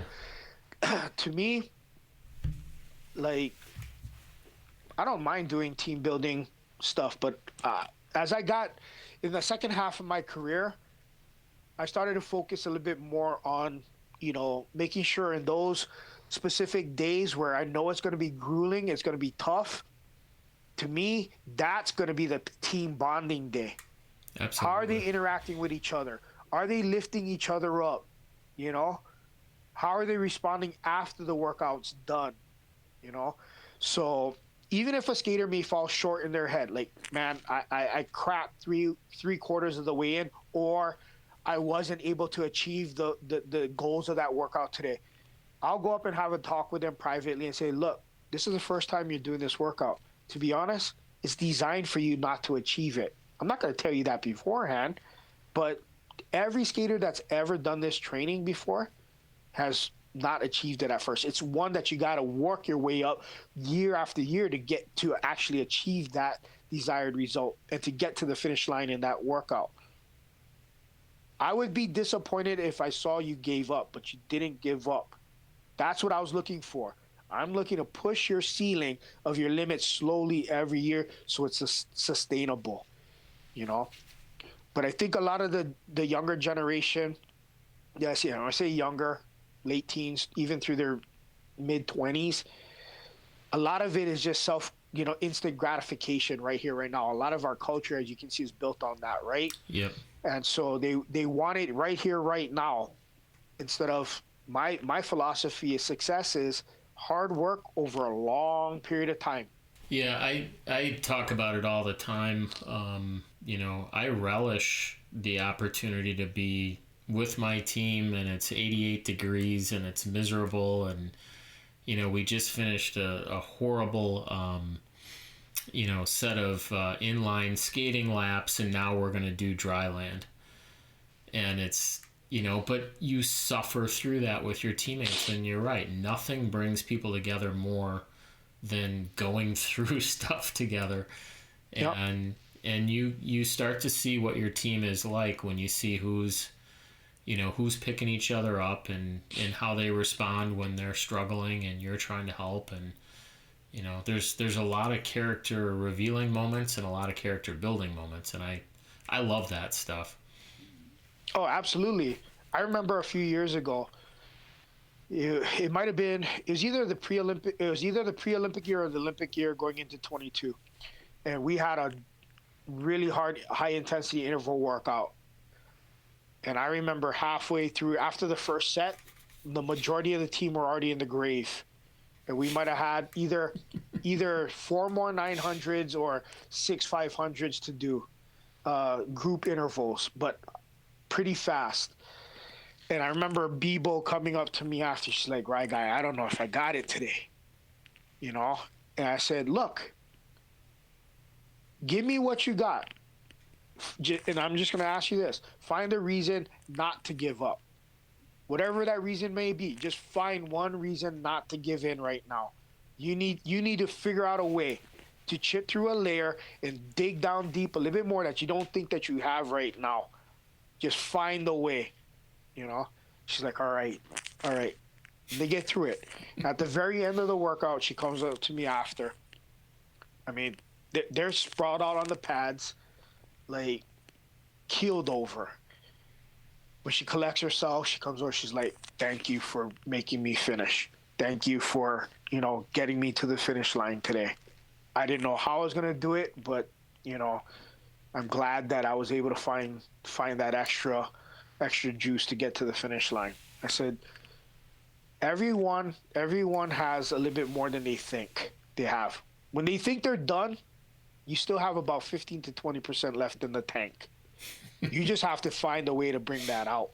Yeah. Now, when you see your teammate going through the same mental struggle that you went through today, I expect you to buoy them up like I buoyed you, because you're a natural born leader.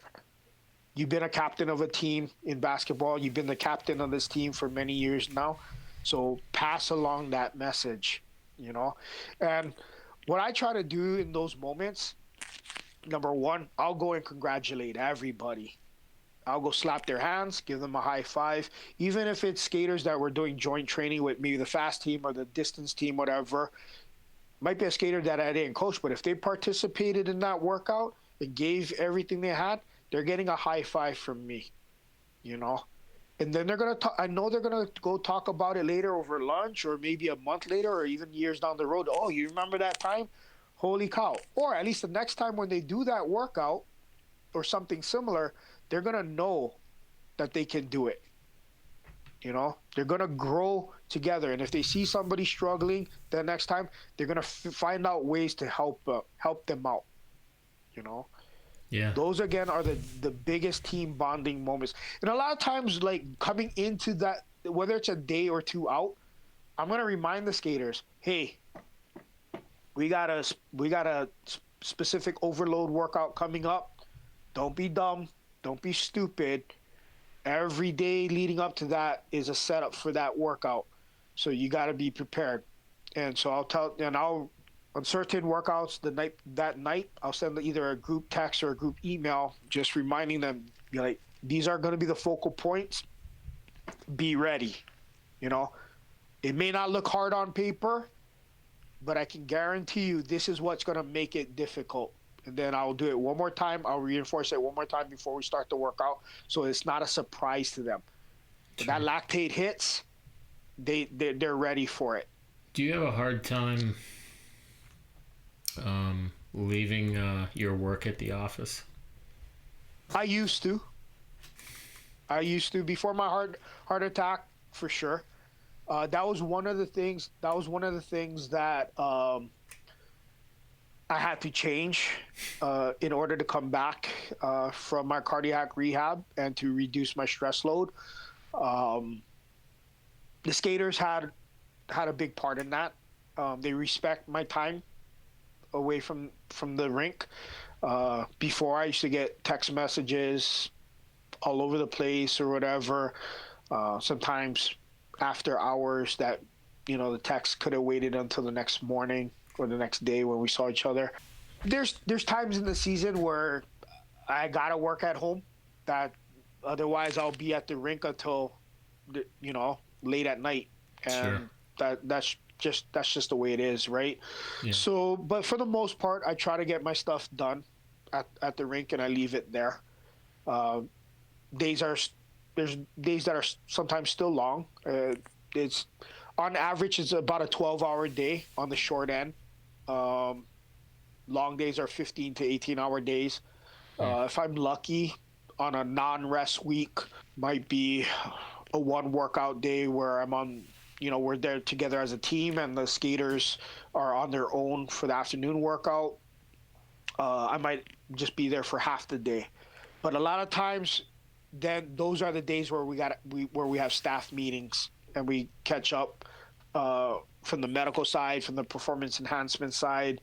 Especially if we're getting ready to go on a World Cup trip or something like that, we got to get things all situated so everybody's on the same page and we know who's doing what their roles and responsibilities are.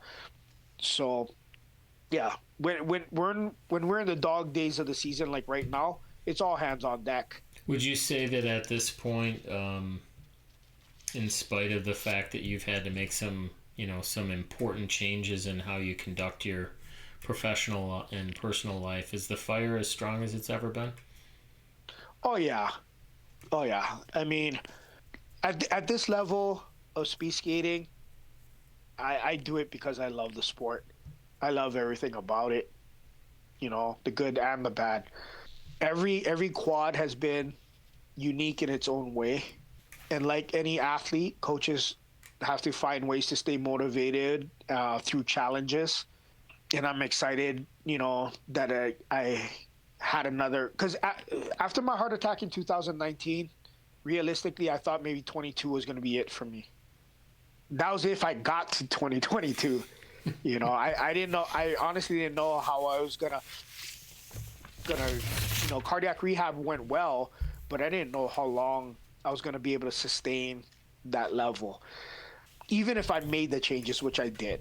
Now I gotta continue to make some changes, especially as I get older. I'm gonna be 50 in April. Keeping my body weight off is getting harder and harder with every passing year. I gotta have better eating habits when I'm on the road, which is very tough. Yes. But over the last 2 months, month and a half, I've really made it a point to get back to my cardiac rehab, and I've been exercising a lot more, watching my diet a lot more. And even then, the weight still isn't coming off as fast as it used to even 4 or 5 years ago. For me, it's like when I came back in 2020, after the 2022 season last year, I didn't feel as tired as I did in previous Olympic seasons, at the end of Olympic seasons. And I feel like that's because of the changes I made. I take every year at a time, I take a quad at a time, and I try not to look too far ahead. I try to stay focused, like I said, on the process, so that I gotta live by my own set of rules for the athletes as well, right? I gotta practice what I preach. So for me, I can't get too far ahead in terms of things that we're trying to achieve and goals we're trying to attain. I have to stay in the process. I have to stay in the moment so I don't drive myself crazy and I don't fall back into my old habits like I used to. Yeah, it's not easy being this old, is it? No, and I gotta be thankful. I think for my age, I'm pretty functional for the most part. I don't feel like I have a lot of limitations, but I'm starting to feel it here and there. I definitely couldn't go out and race like you guys do, but I also feel like, Andrew Love for many, many years, he tried to get me to come out and race Masters, and I'm like, Andrew, you got to remember, like, I'm at the rink every day, and every race that my skaters race, I'm racing with them. I'm like emotionally drained. I don't have, and you got to remember too. I remember what it was like to train at a high level and race with a specific goal in mind. I don't have that kind of time. Let alone, I don't have the desire to go to the starting line again. I enjoy the other side of the sport now, But yeah, getting older is a no way. What do they say? Like, Father Time is undefeated. Yeah. I remember that picture. That was my first day racing long track. Where was that? That was the old Milwaukee rink when I was outdoor. Nice. That was a 500 meter. Cy White took that photo. Really? Yep. I know him. Yeah, Cy's a good guy. He's been a big supporter of me since day one, me and my family. Because he served in the Marines on Kaneohe Marine Corps base on Oahu. So he's got a lot of ties, obviously emotional ties to Hawaii. So we talk quite often, and I have a lot of pictures from him from when I skated. Super cool. So I'm going to do another thing here. We're coming towards a finish line, but We talked about this a little bit before, but I'm going to do you a favor, and instead of asking you to name a bunch of people that influenced you or you worked with or whatever, I've selected some people. Okay. And I'll just bring up a picture and I'll just let you, tell me a little bit about the time that you spent with them or how they influenced you, or, some of them are skaters, some of them are coaches and whatnot. So let's just rip through this quick. It'll be fun. Let's start with this guy. I like this guy. Oh, Truck and I worked together for 16 years straight. Started working with him in his C2 season as a junior until he retired after Sochi in 2014. Love the guy to death. Great family. They supported me from day one, never interfered. Very talented. He's one of those guys that makes you mad because he's good at everything. Anything he does, it's like he figures it out. But never took his talent for granted. He worked extremely hard, and he learned from some hard lessons that maybe there were some times where he got complacent. A race or even a season might have gotten away from him, and he bounced back to have some really great seasons and performances. Love the guy to death, and I'm happy to hear that he's still coaching in Japan. We usually talk about once a month on the phone. Yeah, for my money, I haven't studied every skater ever, but he's one of the guys, me as a sprinter, that I just look at with tremendous envy. Yeah, I thought he was incredible. All right, let's pull this. This is a double. Couple guys you've probably seen before. That's from the 2005 World All-Around Championships in Moscow, when Shawnee won his first World All-Around title. I'll start with Roscoe. Roscoe had a very profound impact on my life, not just as a skater and a coach, but as a person. Short in stature, but the biggest heart of anybody I've ever known. We called him Mr. Speedskating, and he deservingly earned that title because it didn't matter if you were a 5-year-old just getting into the sport or you're a multi-Olympic or world championship medalist. He was there to help you. He gave his heart and soul to every skater he trained and to the sport. We lost him too early, but there's a lot of things that I took from Roscoe that I still apply in my coaching style. The one thing you learn with Roscoe right away is he teaches you better be ready to work, because speed skating is a very, very demanding sport. And if you're not ready to work, don't waste his time, So you have to expect that every day you're going to give a better part of your soul to that workout, because that's what was demanded. With Shawnee, known him since his junior years, 99, 2000. Love the guy to death. One of the most gifted, intelligent skaters I've ever had the privilege of working with. Just saw him the other day at the rink, and we still chat. He's coaching part-time with some junior club kids here in Salt Lake, and it's hard to describe the kind of impact Shawnee had on me as a coach and a person, because it's not simple. There were some hard times. There were obviously some tremendous triumphant times. The bond I feel with him is of mutual respect and love. I felt that he trusted me, in my opinion, and I trusted in him. Like I said, he is a very instinctive skater, fierce competitor. That goes without saying. You don't accomplish what he did without being a fierce competitor. Yeah, love those two guys in that picture. Yeah, that's a good one. All right, here's another one. Heater, Heather Richardson, Heather Bergsma. You talk about the fire within, okay? Like, she's a very introverted person, one of the kindest hearts I've ever met. Again, privileged to have had the opportunity to coach her for many years. But I tell you what, she might be quiet, but she doesn't like to lose, But at the same time, she's very, very rational. She listens. She's very coachable, and she wasn't afraid of hurt. I remember after she and Matt Plummer got into a bike accident during a summer training ride, and she broke her collarbone. And when she finally got cleared to train, We had a low walk track skating workout, and I'm like, well, try to get down, but obviously you gotta hold up your left arm and you gotta swing your right arm on some of the efforts.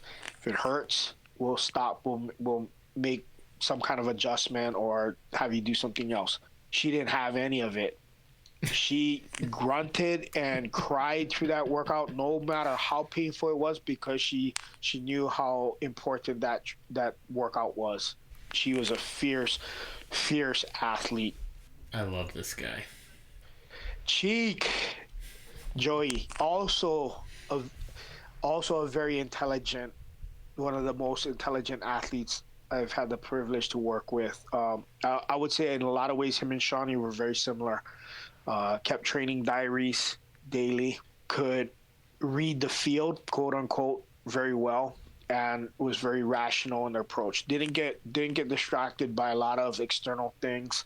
Was very process oriented, and when you earn their trust, they lived and died by your side. He had the mindset and the heart of a distance all around athlete in a sprinter's technique and body.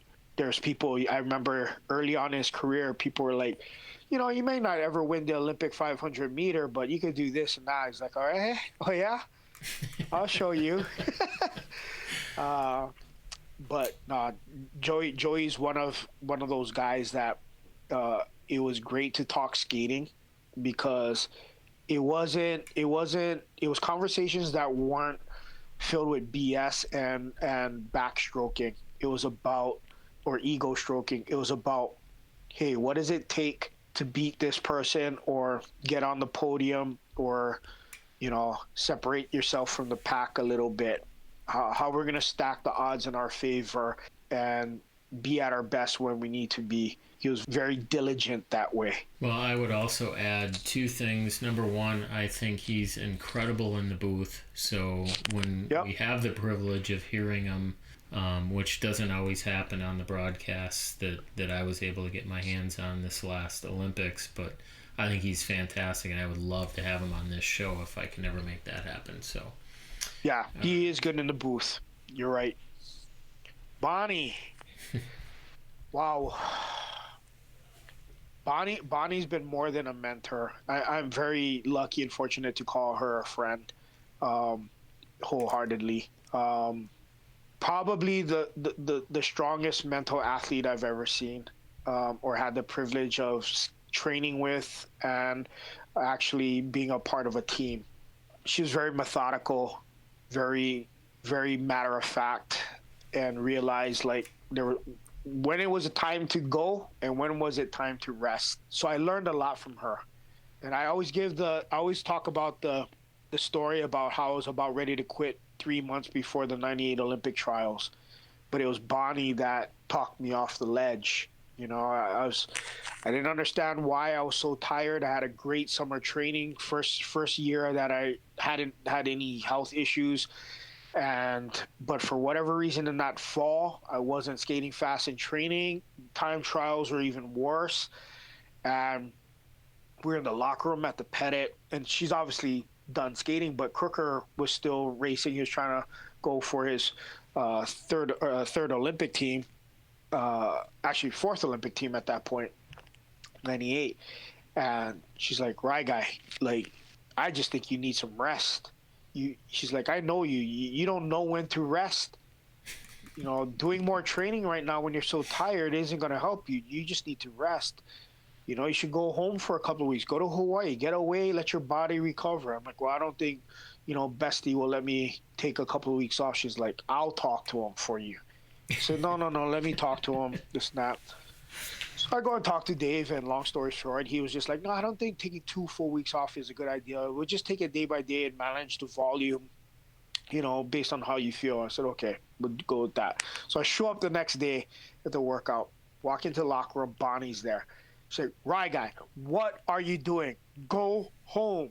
And I'm like, no, this is what Dave and I talked and agreed upon. She's like, no, go home. I'm going to go talk to Dave. So I walked out. I left. I took a couple of weeks off, and had some soul searching in that time. And there's some other things that happened in those 2 weeks that got my mind on right. But when I came back, when I felt like I was ready to return to training, I told Bestie, I said, I think I trained so hard during the week that I'm tired on the race weekend. I need to just maybe pick one day during the week to hit it, and then the rest of the time just keep it moderate and relax right now, so I could find my feeling again and let my body recover. And we had like 3 time trials leading up to the Olympic trials at that point. And I told him, I said, I'm gonna race like 70% on the first weekend, 80% on the next weekend, 90% on the next weekend, just build my feeling back up again and not give it. And then by the time Olympic trials come around, I'll be ready to snap up and give 100%. He's like, okay, that makes sense. That's good. And I'm like, I also want to talk to the team. I want to ask the team for a favor. And he's like, what's that? And I'm like, I can't lead right now. I need to recover physically by just drafting, and let me, I'm hoping that they'll let me just sit in the group during the intervals or laps or whatever it may be. So can you let me address the team before we start our workout tomorrow morning? It's like, yeah, absolutely. And so, I asked them, I just said, look, I explained the situation. I said, look, I just need your help, and when I feel like I'm ready to do my part to lead again, I will. I don't expect this to be a long-term or a permanent thing. I just need, maybe a week or so just to follow and get my bearings again. And they were all like, yeah, that's no problem. It's like, right, guy, you've done your part in leading us. It's time for us to return the favor, So, but again, Bonnie was the catalyst for me changing my mindset a little bit on this vicious cycle that I was repeating weekly, that I was just on this hamster wheel that wasn't making sense. And I couldn't, and it was so obvious, but it took somebody to basically, quote unquote, slap me in the head to get my mind right, and that's what I appreciate about Bonnie, is that she cared enough to really, really look after me in that moment. All right. Jerry Search. Wow. You're going to make me cry. What can I say about Jerry? Jerry was like Roscoe, more in a sense, like with kids that were underprivileged, maybe came from hard situations and couldn't afford equipment or couldn't, they were just in tough situation. He was always there to lend a hand. You talk about a guy with a big heart that just loved the sport. That was Jerry. I feel like, when Shirley Yates put me in contact with him back in 1987, I don't think there could have been a better person for my first point of contact to be. I'm fortunate that I was there in the end when he passed, because at least I wish I would have been able to see. I was 10 minutes late before he passed, but leading up to that, I was able to at least spend some time with him and explain, at least share how much he's meant not only to me but a lot of skaters in the past. And it, when I talk about going to Marquette, Michigan, making that move in 1989 when I was 15 years old, I didn't realize it until much later, but it was Jerry that made that happen for me, and I didn't realize it until I started connecting the dots. I'm like, it was just a little bit too coincidental that the weekend, that the 4 or 5 days that he's spending with us in Hawaii, all of a sudden I get this invitation. And I had heard stories from skaters later on, like, yeah, a pair of skates shows up at our doorstep to so-and-so. They don't know who it's from. Ended up being Jerry, which sent them a brand new pair of Viking skates. So that's just the kind of guy he was. He was everything to me. He taught me how to sharpen skates. He showed me the value of video and how it can make you a better athlete and a student of the sport. He taught me how to be kind to people in the sport, because it's a family. He took me into his home. Yeah, I can't say enough of the guy. I got one more. Okay. Bebo. Wow. She's right up there with with, fiercest competitors. Uh, Bebo's taught me a lot about the human spirit and what it means to strive for utmost perfection in the sport. She commands a lot of respect. I could tell when she first came here to Salt Lake. I mean, I had already heard of her beforehand. Obviously, I had worked with several inline athletes prior to her coming out in the summer of 2010. We didn't have a lot of interaction for the first few months because she was training in the or in the whip program, the wheels on ice program. She ended up at the winter trials, I guess technically qualifying for a spot for the World Cup, but she didn't have a qualifying time in a US Speedskating funded time to go. So US Speedskating had made the decision not to uh, take anyone extra, including her.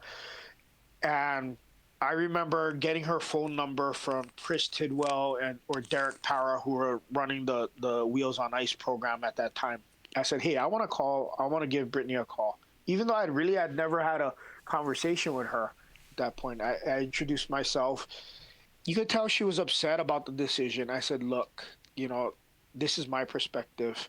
You may not see it now, but and you have no reason to trust me or value what I have to say to you, but use this time at home to really, really focus on the things that are gonna carry you to the next level, because you can go on this World Cup trip and gain an experience, but to me, that's all you're gonna get is an experience. I think you're on the threshold of being able to do something great in this sport, and I think you have to use this time at home to kind of at least build that foundation that you can drive from. And it may not seem like much right now, but I have a feeling we're going to work together in the near future, and we can expand on that a little bit more, when we cross that bridge. Um, she's crying, and she's just like, I really appreciate it. Thank you. I will take this opportunity. And she worked her butt off.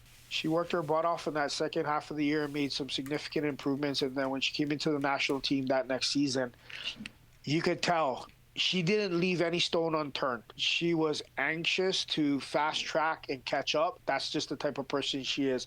She has a great support unit in her family, and they've always been one of my biggest supporters. Yeah, Bebo to me, in a way, is one in a million, because she'll find the way. I don't know how else to put it. She'll find the way to overcome and succeed. She's a fighter.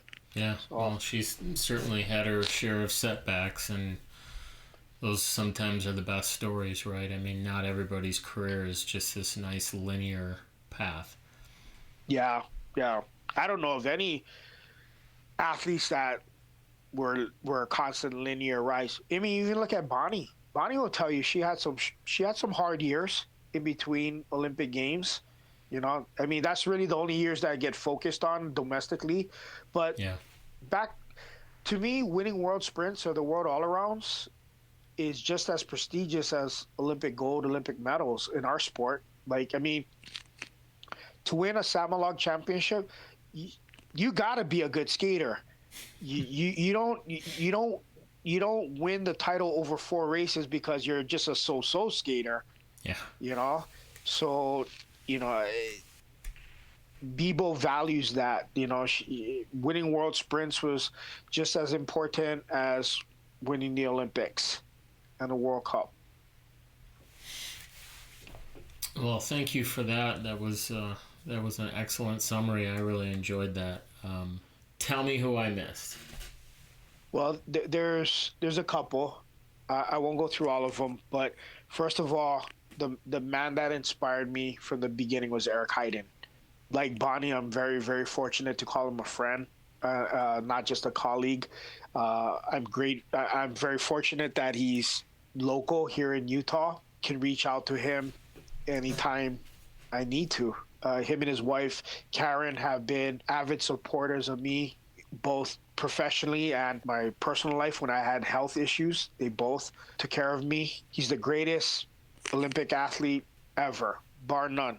You can throw other names out there, but when you look at measuring apples to apples, Eric is by far number one. And he didn't wine and dine on his Olympic success. You know, he went on to be an orthopedic surgeon, and whew, those type of examples are few and far between. So the fact that he's a whole person, it's one of the big reasons why I admire him so much, and to this day, and the fact that he's so humble.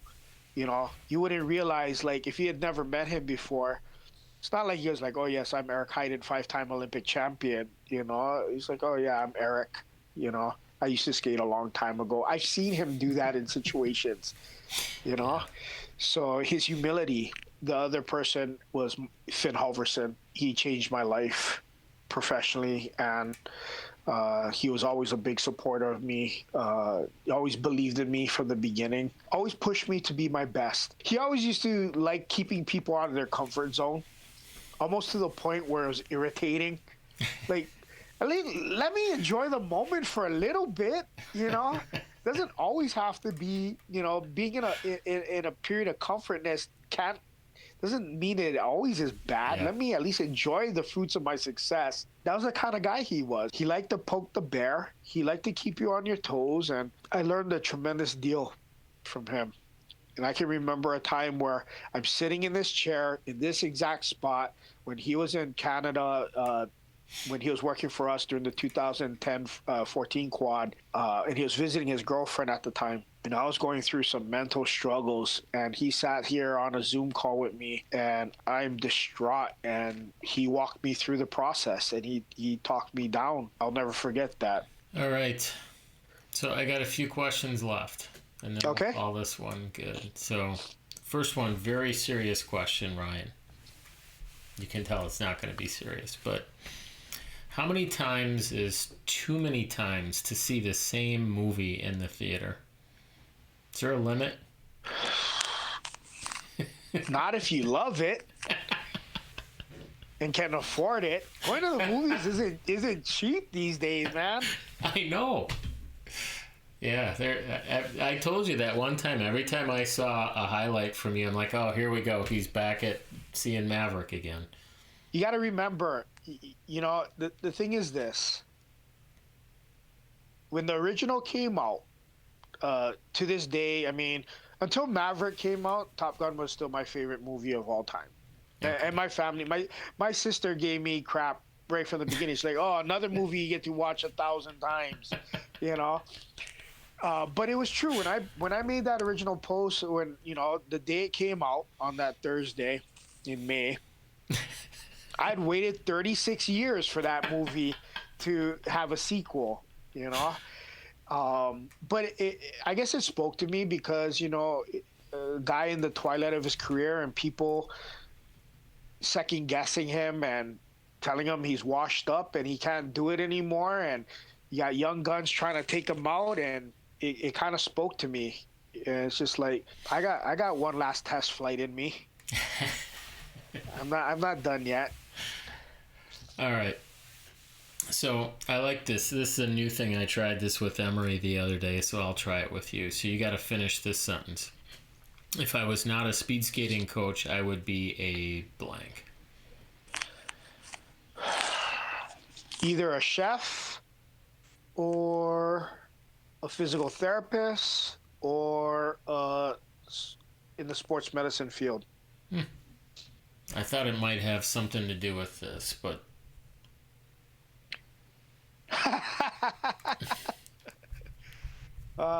you it know, was just a guess. I don't know.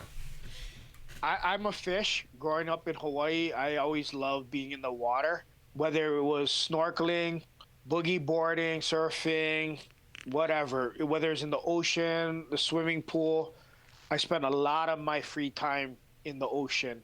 I get a lot of my energy from it. In Hawaii, you know, there's a saying that the ocean has mana, power, and I do believe that. But I also didn't want it. Wakeboarding didn't start for me until 1994. And my older brother who introduced me to it, tried to get me to quit skating and pursue wakeboarding full time in the mid 90s. But I love the sport. I still love it to this day. I'm still a big fan of it. But it was my outlet from skating. I didn't want my outlet becoming my work, if Yeah, that makes sense. You absolutely. know, I had to find a balance, and that's my balance. Yeah. Being in the water, being on the boat, wakeboarding is just, even though I do some coaching when I'm on the boat with people, it's not like I'm at work. It's a totally different atmosphere.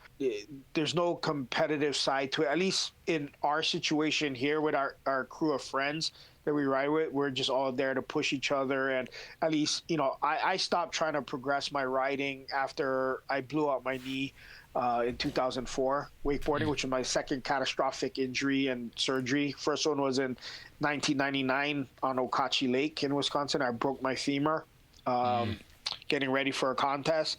Oof. And so after the second summer that I missed due to a surgery, I said I'd rather not progress anymore and just have the tricks that I have than miss another summer off the water. So since 2004, I've actually lost some tricks since then, but it hasn't diminished my passion and my love for it. Again, it's a different atmosphere. And it's something I like to share with people. So, would I do something in the water sports industry? I would never say no. There have been some opportunities to come up, and I've had to make some choices over the years. Again, I still love everything about speed skating and coaching and what I do. It's a feeling that you never get. At least so far, I haven't gotten tired of that feeling. Well, that's good. We like having you around. So, you've been in the sport a long time, but you could still do it for a while. I think we all hope you do. That said, at some point, you're probably going to walk away. And when you do, how would you want to be remembered? Have you ever thought about that? Um, that's a good question. I guess I would want to be remembered for somebody that absolutely, unequivocally loved the sport, overcame a lot to be able to do it, and was fortunate enough to have the support around me and my parents that allowed me to do it. I guess, like any family, like that I was a contributing member to this family in its long history of success. We have a great tradition of excellence in US speed skating. I would hope to be remembered that I was a contributing member to that tradition. Yeah, I should say so, but I don't want to sit here and write this as if it's over, right? The Well, best days could be in front of us. I never take each day for granted for obvious reasons. I never know when that finish line will will be reached, but I don't take it for granted.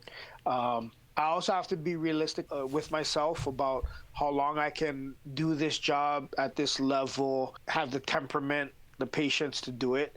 I feel right now I still do, but I just don't know how long that will last. The minute that I feel like I can't do it 100% and be honest about it is when I think I have to walk away. At least Yeah, at least at this level. It doesn't mean I have to stop coaching, sure. but at the highest level, you can't fake it. You have to be all in, and you have to be ready to take on the responsibilities that are required in this role. Again, I've been fortunate enough to be surrounded by a lot of good people, and I think that's one of the reasons why I've been able to sustain it so long. Is that I've been surrounded by some really, really good people that have supported me and have buoyed me through hard years and hard times. Without them, I don't think I'd be here right now. Yeah, As I move forward, I try to look into, if I wasn't coaching at this level, what could I do? What would I want to do? And if I was having this discussion with US Speed Skating and they would want me still involved in some capacity, the advice I would give is play me to my strengths, at least at that moment. Don't create a role or put me in a position that's set up for failure, and that's going to be a waste of USB Skating's resources. I've seen them do that in the past with other people. They feel like they were obligated to try and do something with the person, and it ended up not working out. If they feel like it's time for me to just be done, you don't need to show me the door, you know? Well, we covered a lot of ground. I knew it was going to be great. I knew it was going to be epic, and we'd be pushing 3 hours, and yeah, here we are. I I can't thank you enough for your time, but more so your friendship. You know, from the day we first started interacting and seeing each other and spending time, you know, you always make me feel special. And that's, I mean, you just can't put a price on that. And So it means a lot to me.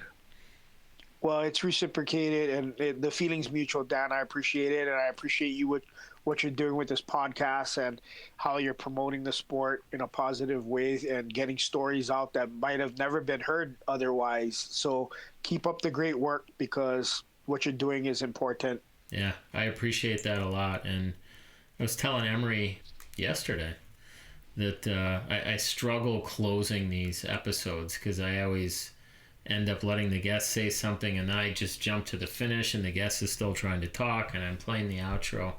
So we're going to do a better outro this time. You said everything that you needed to say, and I said everything I needed to say. So thank you so much. I wish you the best in your travels to Europe, and go get some sleep, and we are out of here.